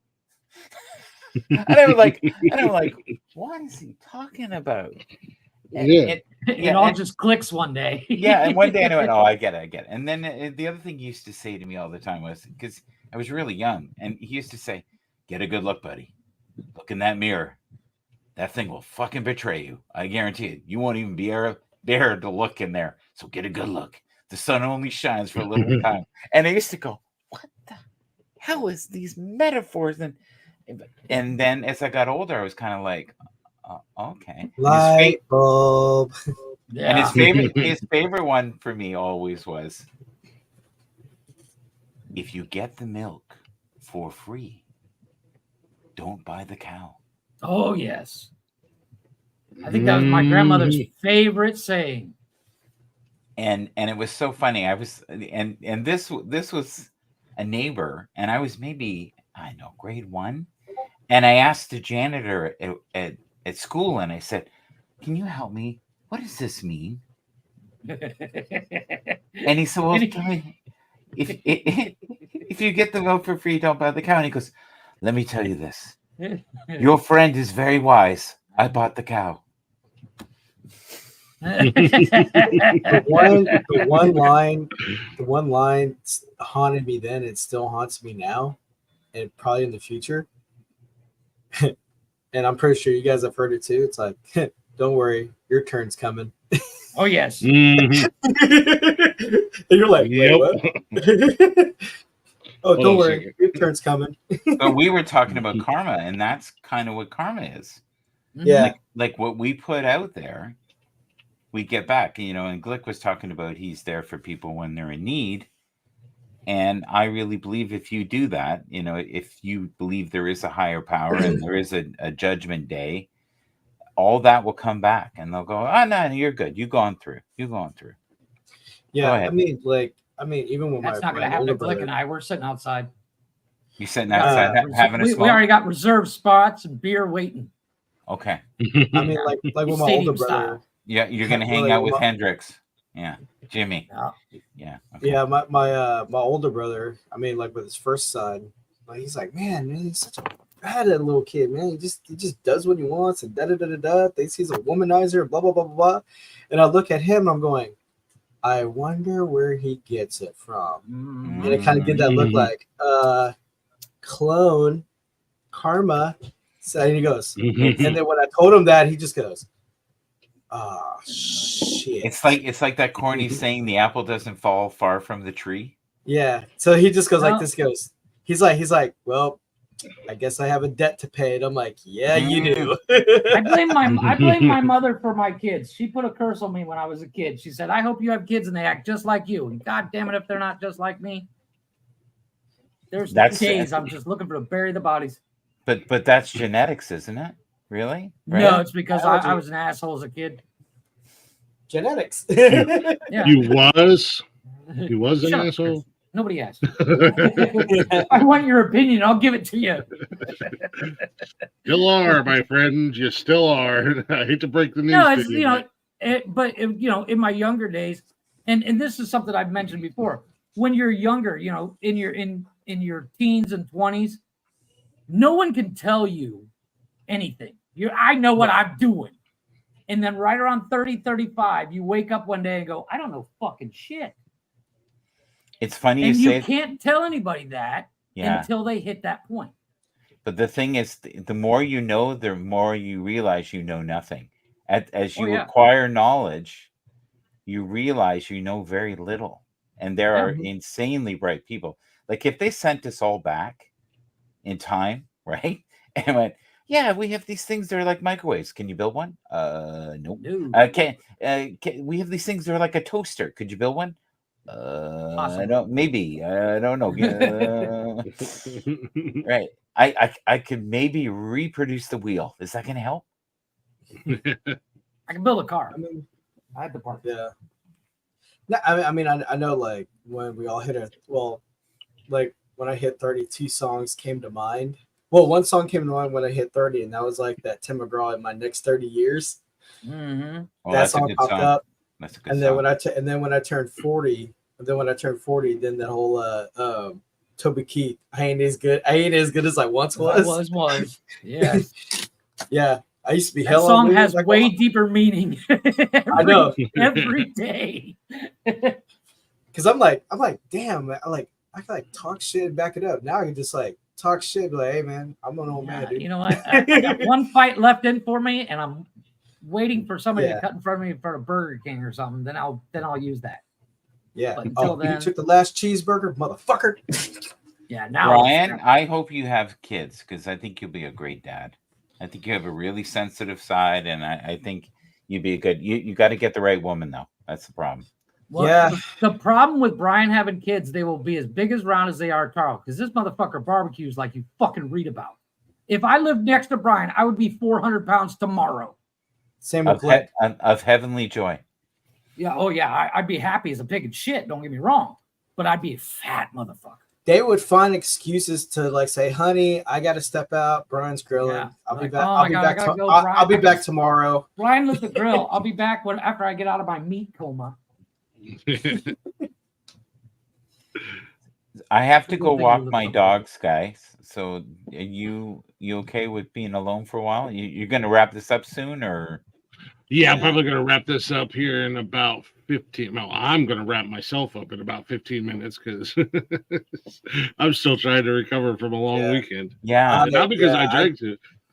I'm doing laundry. It and was I'm a backing long up 'cause I weekend hit for the you. road. I hit the road back to New Mexico tomorrow. Do you? Yeah, I was gonna say you drive out tomorrow, right? Yep, tomorrow morning. Ugh, gross. So is Connor on a tour now? Like, is he joined a boy band? I don't know what he's doing. I think he's still trying to put his kids to bed. Oh, As he said, she was Well, cranky, and he said he was earlier on. He was saying he was giving her a bottle.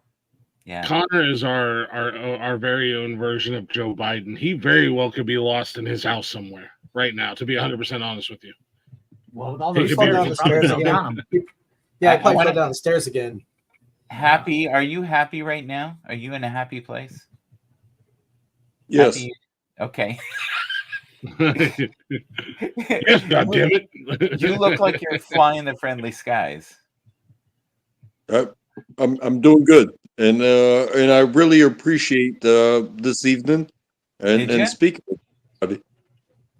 I like when you speak. Your stuff is potent. It's you. I know. We have a fun panel here tonight. He's like Silent Bob.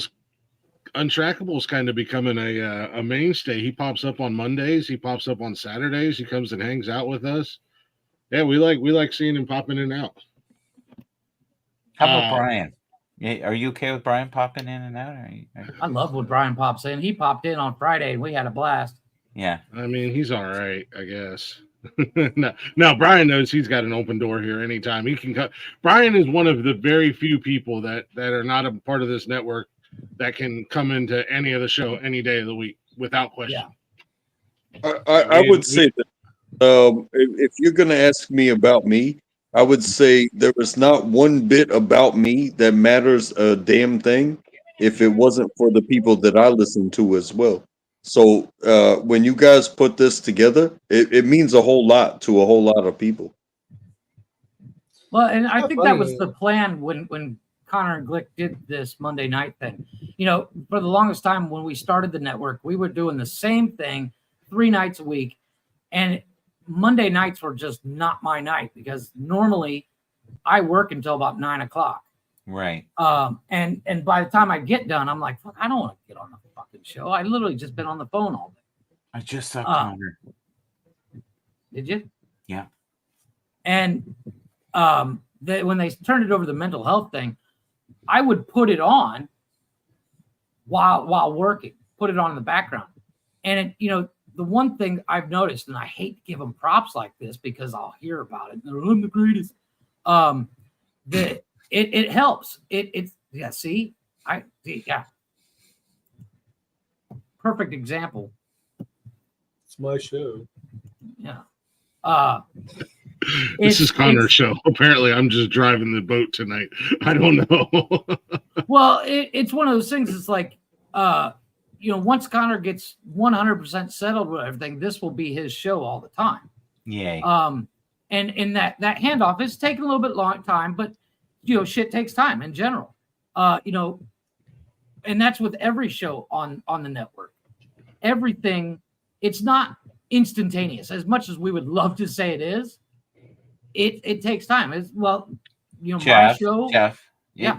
But that what you're saying right there is success, right?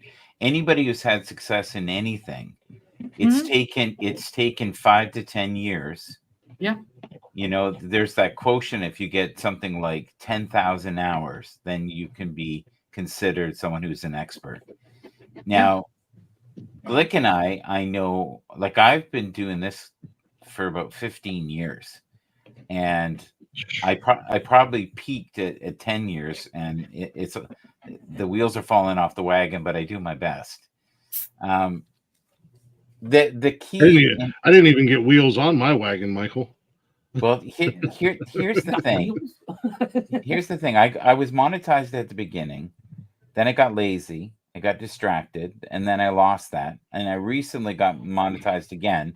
I'm back being a partner on YouTube, but you have to have the daily focus. And the reason I brought that up is if you don't have this kind of insane intensity where you do it, even when you don't want to do it, you won't get where you need to get. It's really small, painful, awful increments. And then you've got Glick who's balancing multiple things in his life all the time. Right? And then you've got Connor who is, he built a bridge and he built a house. Hi, Connor. How you doing, buddy? Hi, buddy. Stressed. I'm stressed. How are you? What are you stressed about, buddy? I just want my children to do the right thing the first time. Well, good luck with that. Yeah, good luck with that. Good luck with I that. tell you to hold your breath. But just like you said, Jeff, though, they're too much like me. Yeah. You just put It's one that foot it's that in it's front that of damn the other. curse. Yeah. Or Rip my hair genetics. out. Or genetics. Well, luckily, my kids have my wife's smarts, but they have my Hey boys. stupidity. Hey boys, brush your teeth and go to bed. Okay, Dad. Yes, sir. And they go to the bathroom and they screw around in the bathroom for 20 minutes. I'm laying down in Toothbrush isn't even their wet. sister's room 10 feet away. Dudes, brush your teeth and go to bed. Yes, sir. Mhm. And I hear shit being thrown everywhere. Brush your teeth and go to bed. We did brush our teeth. Then go to bed. Yep. And they're like, oh, why'd you yell at us? Because it's the third time I've said it. So they go to their room and they fuck off for another 20 minutes. I'm sitting there going, dude, I'm gonna throw something. I don't have the patience for this. God. Parenthood. You know what?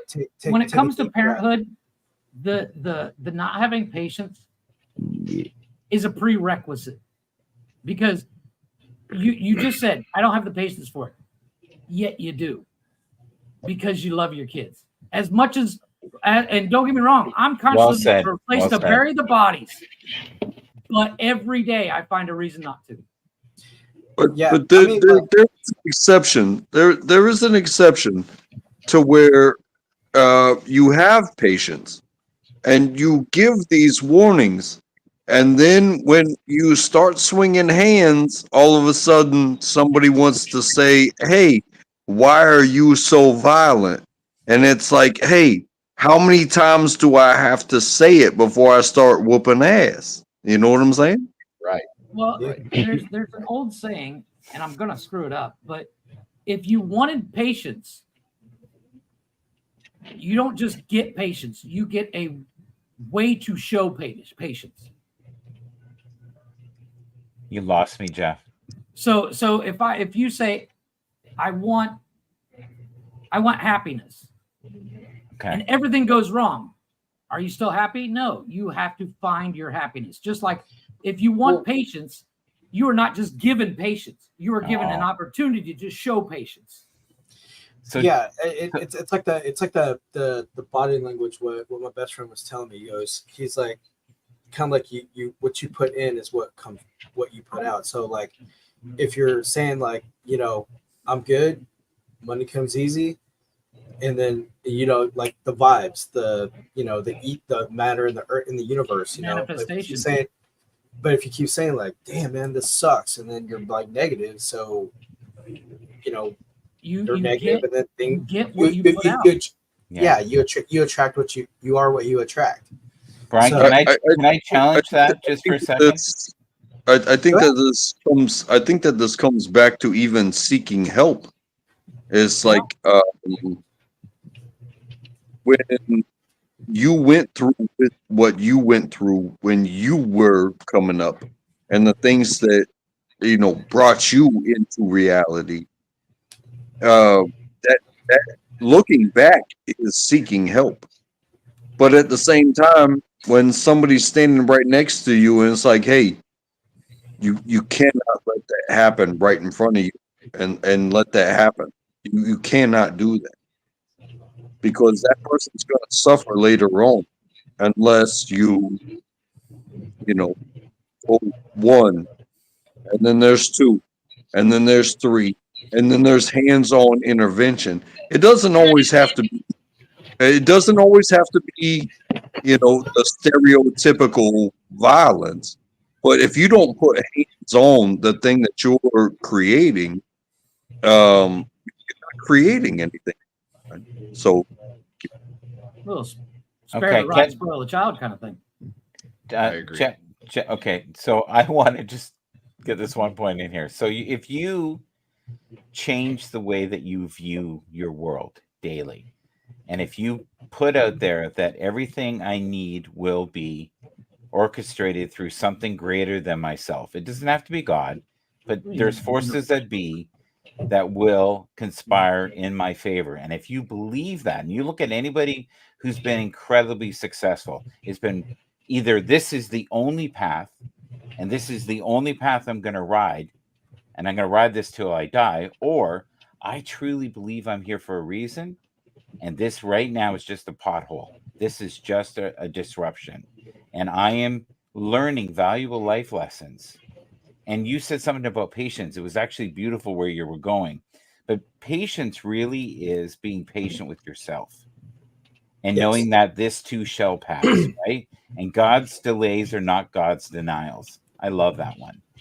Greatest words ever uttered is "this too shall pass" because it works for every situation. Yes. Yes. Or like to quote Master Yoda, failure is our greatest teacher. Yep. Yes. This too shall pass, just like gas. When Thomas Edison built the light bulb, they said, what was it like to, well, I forget the quote. It was somebody asked him, how did you deal with all the failure that you went through to get to the light bulb? And he says, I didn't fail. I learned 450 ways not to make a fucking light bulb. Yep. Yeah. Yeah. It's the believing in something other than yourself is, whether it be religion, whether it be the universe, whatever it may be, it has a lot to do with your I can't think of the word I'm looking for. Your mental state during that time of those hard times. Like you were saying, if you believe that you're meant for something greater and this is just a pothole, you have to keep that mental state through everything. Right. The good and the bad. But Jeff, that's mental toughness. You're developing grit within yourself. Yeah. And within, and when we suffer, like Connor is here, there'll be a point in his life when his kids aren't there, right? And he'll go, God, I miss those times. Yeah. I didn't fully enjoy them then. And now they have kids, and I only see the grandkids occasionally. And it's like Glick. He's right now saying, not since the beginning of time has there been a man so fine. This is what he's saying. Can you tell? And then here's another one. Oh, go ahead. Glick has the humility of Drax from the Marvel movies. Yes. Oh, I was thinking more like Shrek. But okay, but go ahead. I too am incredibly humble. Well, I came across this and I have it like saved on my phone, but it says, you want to know the difference between a master and a beginner? Why? The master has failed more times than the beginner has ever tried. That's so true. Facts. That's so true. Yeah. Did you guys ever hear the corny story about Kentucky Fried Chicken guy? Did you ever hear that? I've actually heard this story. Yeah, it's crazy, right? He tried like 50 different businesses. No. Well, yeah, but he had this recipe of his grandma's chicken, and he went to 1,000 something in 64 places And finally, someone said, "Sure, I'll try it. Let's do it. Yeah. Let's go into business together." He heard 1,064 times no. But not only that, he failed in so many businesses. He didn't open up Kentucky Fried Chicken until he was like 60. 65. So was it 65? I mean- Yeah. So How many people know- thought Ray Kroc was an idiot? well, look at the guy that made the Pet Rock. Brilliant. Do we know who Ray No. Kroc is? No. Not the founder, the original founder of McDonald's, but he's the one who created the franchise Oh, yeah, that's right. Yeah, of yeah. McDonald's. Yeah. He's the one literally- who said, you have to follow this book, and we're going to do this in a whole bunch of different places. But they were like, well, we've tried the franchise before, and it never works out because nobody can replicate us. It's like, you can't replicate you. Stop it. No. And everyone was like, no, we're not going to franchise this because it's not going to work. No, it's not. No, over and over and over again. I mean, how many times did Henry Ford file for bankruptcy before he created the Ford Motor Company? Well, Elon Musk almost lost everything, right? a couple of Like, times. Yeah. Yeah. So here's the wonderful thing, truth about success is successful people don't really know failure. They just keep plowing forward. And A they no is just a They recognize that the Stepping stone on the pothole is a road to yes. pothole, not a chasm. Yeah. beautiful. a I think no that is should be on a Glitch stepping shirt. stone on the way to- yeah. A no is a stepping stone on the way to yes. If we just woke him up. He says he was going, what the hell is he saying should be on my shirt? And also too, I came out. He and heard also, his too, I came name in across his ears. this, like to quote Bruce Lee, "I'm not afraid of a man who does 10,000 kicks. I'm afraid of a man who does that one kick 10,000 times." Yes. Yeah. There's that magic number we talked about, right? Mastery. Yeah. Beat water, my Yeah. friend. Yeah. But all right, guys, I gotta go ahead and call it. I gotta finish packing, and I Me got too. laundry going. And Yep, Yeah, we I'm just gonna- hit 2 hours. I feel horrible. I just missed like an hour of this Yeah. show. Typical Monday. Typical Well, Monday. You show up late, you leave, and then come Suck back. a fat chode. I shouldn't have said that, but No, I'm but glad but at that the I end of the did. day, as Michael was saying, in 15 years when your kids are getting ready to head out the house, you'll be happy that the one time you missed the show to go spend time with them. Yeah, Yeah. Yep. Yeah. 100%. don't blink. Oh, You know fuck what? you, that song makes me I used to look at And my the kids when cat's they in the cradle and a silver spoon. Sorry. Little boy blue and the man in the moon. Connor, That when song when will your make when you your cry, I kids don't are care who you are. sleeping, when your kids are sleeping, don't you look at them and think they're the most beautiful creations. When they're Yeah, asleep, until they wake up. Yeah, when they're asleep, yes. when they're asleep, you go, "Oh my God, they do sleep." Yep. And then you And then you're like, slowly this- tiptoe out of the yeah, room, and you hoping go- not to wake their little badass. I've had many a moment, especially in Jeff's been in the military as well. You leave for a certain period of time and you realize how much shit that you just missed. Mhm. And you come home and you're like, oh my God, I've missed you. And for like a week, it's all romantic. It's amazing. It's great. And then you're like, oh my, you're back to being stuck in this. Oh, kids are impossible. Kids are so hard. And I'm sitting here and I'm like, God, this is so stressful. This is a pain in my ass. I love can't my tell you how children many to times death. when I But finally I got my wanted to kids to shake sleep. my oldest son I when can't he was a tell baby. you how many times I've finally gotten my kids to sleep, and I come back down to get a little work done on the computer, and I get about halfway down the stairs, and I just stop, sit down on the stairs, and light a cigarette, and just sit there and smoke it, going, "Fuck!" Yeah. Yeah, I mean, But I there was, wouldn't like, trade one a time- minute of it.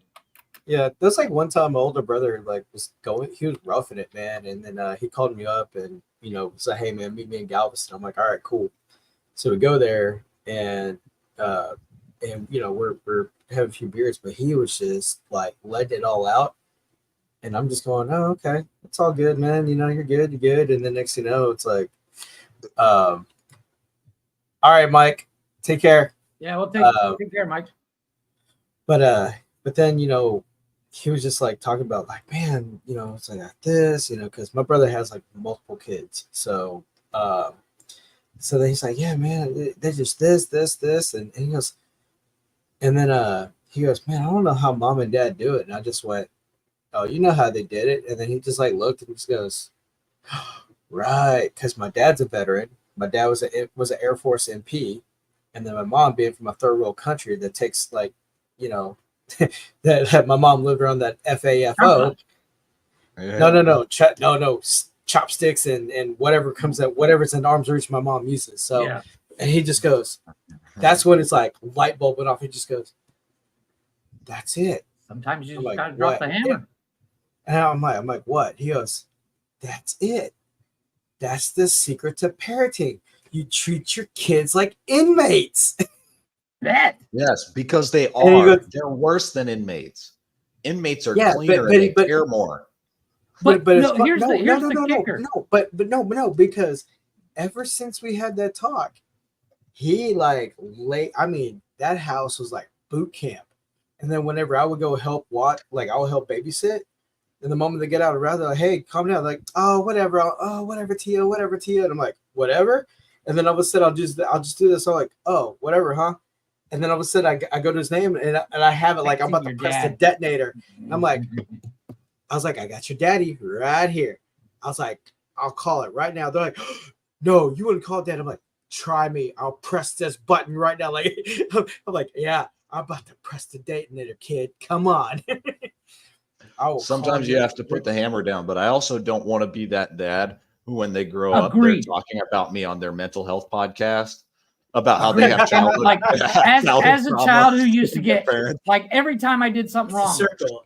It's a my circle. dad broke a cutting board over my ass when I was a kid. I don't want to be that guy.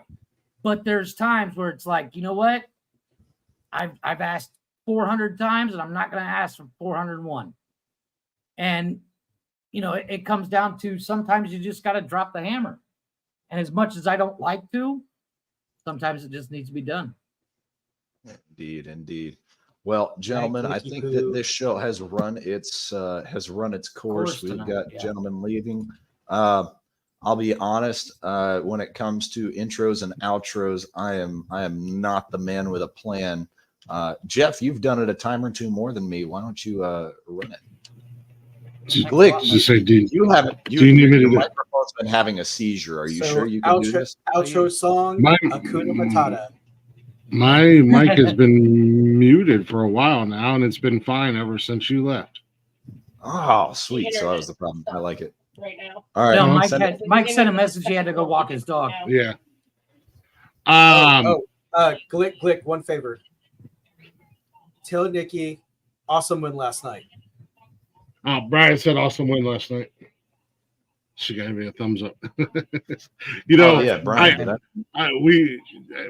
Al, real quick, we were playing each other in fantasy football this week, and I felt horrible because I told her not to put Russ in.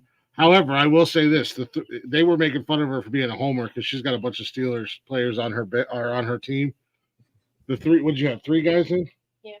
The 3 guys she had in scored more points than the other 6 players on her bench. Like she was sitting at like 30 points before that game last night. And then the 3 Steelers players she had in put over 40 points in, or almost 50 points in. Had she put Russ in last night, she would have damn near caught. She still would have lost in the long run, but she would have caught up to me just based off of 4 Pittsburgh Steelers players last night. I mean, Brian and I But you are in set the me middle up of a for barn failure. burner right now. I'm winning. Yeah, so are Derek. You're on a bye week, Jeff. So are Derek and I, but we'll talk about that Wednesday. We'll talk about that Wednesday night when we do our fantasy football. Yeah, you're I'm ahead playing. for now. Yeah, I'm only ahead by like 12 points, and you're in the middle of 2 games. So, cross my All- I all fingers. stopped paying I- attention. All I have is Lamar Jackson and Derrick Henry. So yeah, we're like about to come to halftime. Yeah. Yeah, but it's only a 12-point lead. That's not that hard to make up with a quarterback and a running back. It's not that hard. No, not at the end of the day. Play a game. Listen, I've lost 2 in a row. I don't want to lose another. Let's break this losing streak right now. Yeah. I'm sorry. But Yeah. we'll wrap this up. I gotta go. I'm out Yeah, of gas. I My got tank is to empty. packing. But thank you guys for listening. Thank you guys for hanging out. Everybody on the panel tonight, appreciate y'all being here. You're welcome. Unbreakable said right as he was leaving, just talking it out means so much. So I love that he's coming up here regularly on Mondays. Obviously, he adds to the conversation. Maybe we're helping him get through some stuff right now, which is the point of the show. If you guys are not already, go ahead and check us out. We are everywhere: Facebook, Instagram, X, and TikTok. Shows live Sunday through Monday on YouTube. The Chatters box is always open, so you guys can get in and partake in the conversation. If you don't want to come up on our open panel shows, you can at least chat in the Chatters box, and you can listen anytime, any place, wherever you listen to podcasts at, all at the Nonsensical Network, or simply go to bio.link/Nonsensical Network. All them links are there, including the links to our merch store. It is getting chilly out, ladies and gentlemen. So Buy those hoodies. We got hoodies to keep you warm. And guys, if you buy one hoodie, get a second hoodie because you know your girl's going to steal it. I was going to say, yeah, somebody's going to steal it. Yeah. We should do a promo code where you get a discount on a second hoodie. Yeah, buy one hoodie, get another one. Yeah, we would have to come up with a promo code, like the girlfriend code or something like that. You'd have to put in you could put in the promo code and you get a discount on a second hoodie because you know your girlfriend's gonna steal one. But yeah, we got all that going on. Promo code shows, yeah. Shows Monday through Sunday. We start the week off with this one right here, Men Caring for Men. It's Connor and myself. And it's an open panel, so we invite all men who want to come up and take part in the conversation, or if you got something on your chest you want to get off, to come on up and hang out with us and chit chat with us. That's what we're here for. It's all about men's mental health. However, starting next Monday before this show, we have a brand new show joining the network. It's yet to be named because we haven't figured out the name yet, but we've got a week to figure it out. So, but it is all about motorsports and reptiles. So it's like two things that don't really go together. So yeah, I'm curious on how it's going to go. I'm going to show. But I know Chris, like I know Chris, I know he'll make it work, and I know it'll be interesting, nonetheless. So we just got to figure out a name. We're working on that. Add a little logo and maybe some intro music or something. Snakeskin Motorsports. Gators and Taters. Gators and Taters. Tuesdays is Glick's House of Music. I'm hanging out with upcoming artists. Tomorrow night, 8 p.m., I'll be hanging out with Adam Jones. Definitely looking forward to that. He seems like a pretty kick-ass guy. Definitely got some kick-ass music out there. Wednesdays is What the Fuck News. If it's in the news and it makes us say what the fuck, we're talking about it. Thursday, we'll be back this week with a brand new episode of Cash's Corner, as far as I know of, unless he's gone on strike and his list of demands have yet to be met. So I don't know. You talk about me having an ego. That kid wants his own championship belt. He wants his own merch line. He wants everything. I don't even have my own merch line. You do. It's called the Nonsensical Network and Nonsensical Nonsense. Fridays is Nonsense and Chill with Blaze and Jay. That's Blaze and Jeff. They're going to be watching Terrifier 2 this week. Yeah. And before them, Friday night, DJ Bill and myself, DJ Bill from Another Shot Podcast, and myself will be teaming up again. We're going to do a Halloween show. So it's going to get like a double dose of Halloween for you. We're going to talk about local legends, haunted locations in our area, our states. And then people, I think we're shooting for 6. So that'll give us a 3. Yeah, that'll give us a 6 or a 3 hour, a 3 hour window of cushion. It will be skeptic free this time. Well, you know what's funny is this next week is part of this week and this week and Monday is all about Double Dose Week, because you're doing a Friday show with Another Shot before we do Terrifier 2. Sunday we're doing Jeff's Garage and Nonsense and Chill because we're going to watch Terrifier 3. And Sunday. Yeah, so Saturdays, so this Friday will be whatever Bill and I are going to call that. We don't even know yet. And then Nonsense and Chill. Another shot of another shot of nonsense. I was thinking like a nonsensical shot or something like that. Shot of nonsense. A shot of nonsense, says Nikki. Yeah. Yeah, either or. But and like I said, that'll be local hauntings and stuff like that. And then we're going to invite people up that want to share their personal experiences with the paranormal, as well as share our own. Saturday is Nonsensical Nonsense. Every Saturday night, we're cutting loose. We're hanging out. The lunatics take over the asylum. And we do that open door challenge. We drop that link and challenge y'all to come out and hang out with us if you're brave enough. And then Sundays is not Unnecessary Roughness. It is your kickoff to kickoff.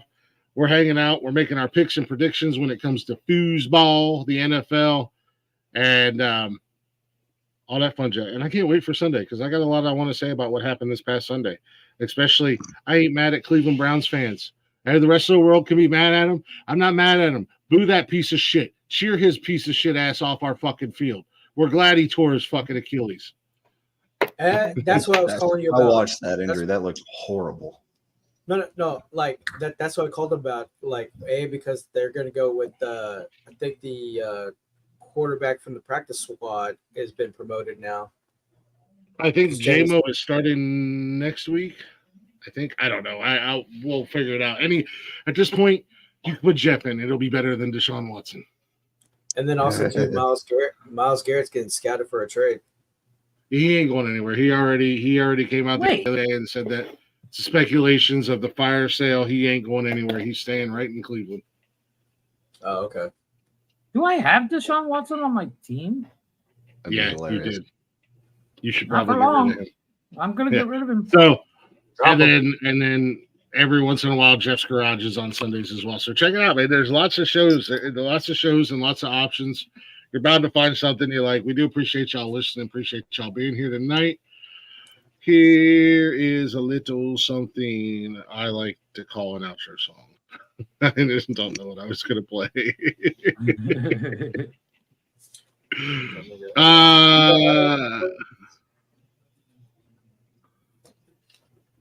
See you later, Brian. You dip it up. Yep. See you later, Brian. Be safe on the road tomorrow, brother. Yeah, drive safe. And fuck you, I hope you lose. Just because I like this, like this song. Old Zay Grassley, check him out. Check him out everywhere. Zay Grassley, former guest at Glick's House of Music with his song Campfire Cologne. And then I wonder if I can. No, I didn't have Deshaun Watson. I think you did at one point, but you might have dropped. I think I did. I think I got rid of him. Real quick, a minute or less. Jeff, you want to say anything to close? Because I got the outro song in there, so all I have to do is hit stream. In stream. Ask for help every once in a while. It won't hurt. Yeah. What about you, Connor? Stop trying to fix your house in the middle of the storm. Stop trying to burn it down, call it a day. Stop fighting it. Just let the storm pass. It'll go by. Relax, calm down. When it passes, then you fix it. You repair and you move on. 100%. And as I always say, a man who I don't even remember how it goes. It just build a firm foundation by bricks that are thrown at your face, and you'll be successful. I'm out of gas, y'all. All right. We'll see you guys next Monday. Tune in tomorrow night. Glick's House of Music, 8 p.m. I'll be hanging out with Adam Jones. We will see you guys next time. Be good or be good at it, fuckers.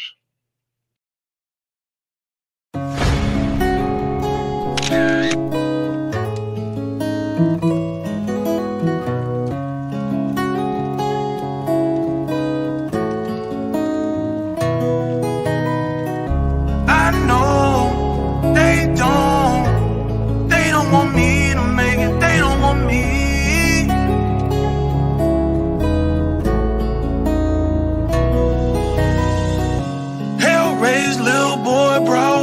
Carolina making noise. Everybody stomping around. Hallelujah, jump for joy. This is just the southern way. Mason shine jars filled up with that southern grape. Oh, I've been down this road before.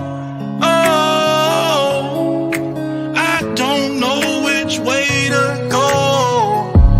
Don't get confused, little boy. They'll use you up. This thing they callin' love, they'll misplace your trust. Long dirt roads and I can't find my way home. Cold blood lies and lonely stone nights with your wheels in the moon. So grab your biz and come home. It's that campfire cologne. I know they don't want me to make it. They don't want me. They don't want me. They don't want me to make it. They don't want me to make it. I know they don't want me to make it. They don't want me. They don't want me. They don't want me to make it. They don't want me to make it. Don't get confused, little boy. They'll use you up. This thing they callin' love, they'll misplace your trust. Long dirt roads and I can't find my way home.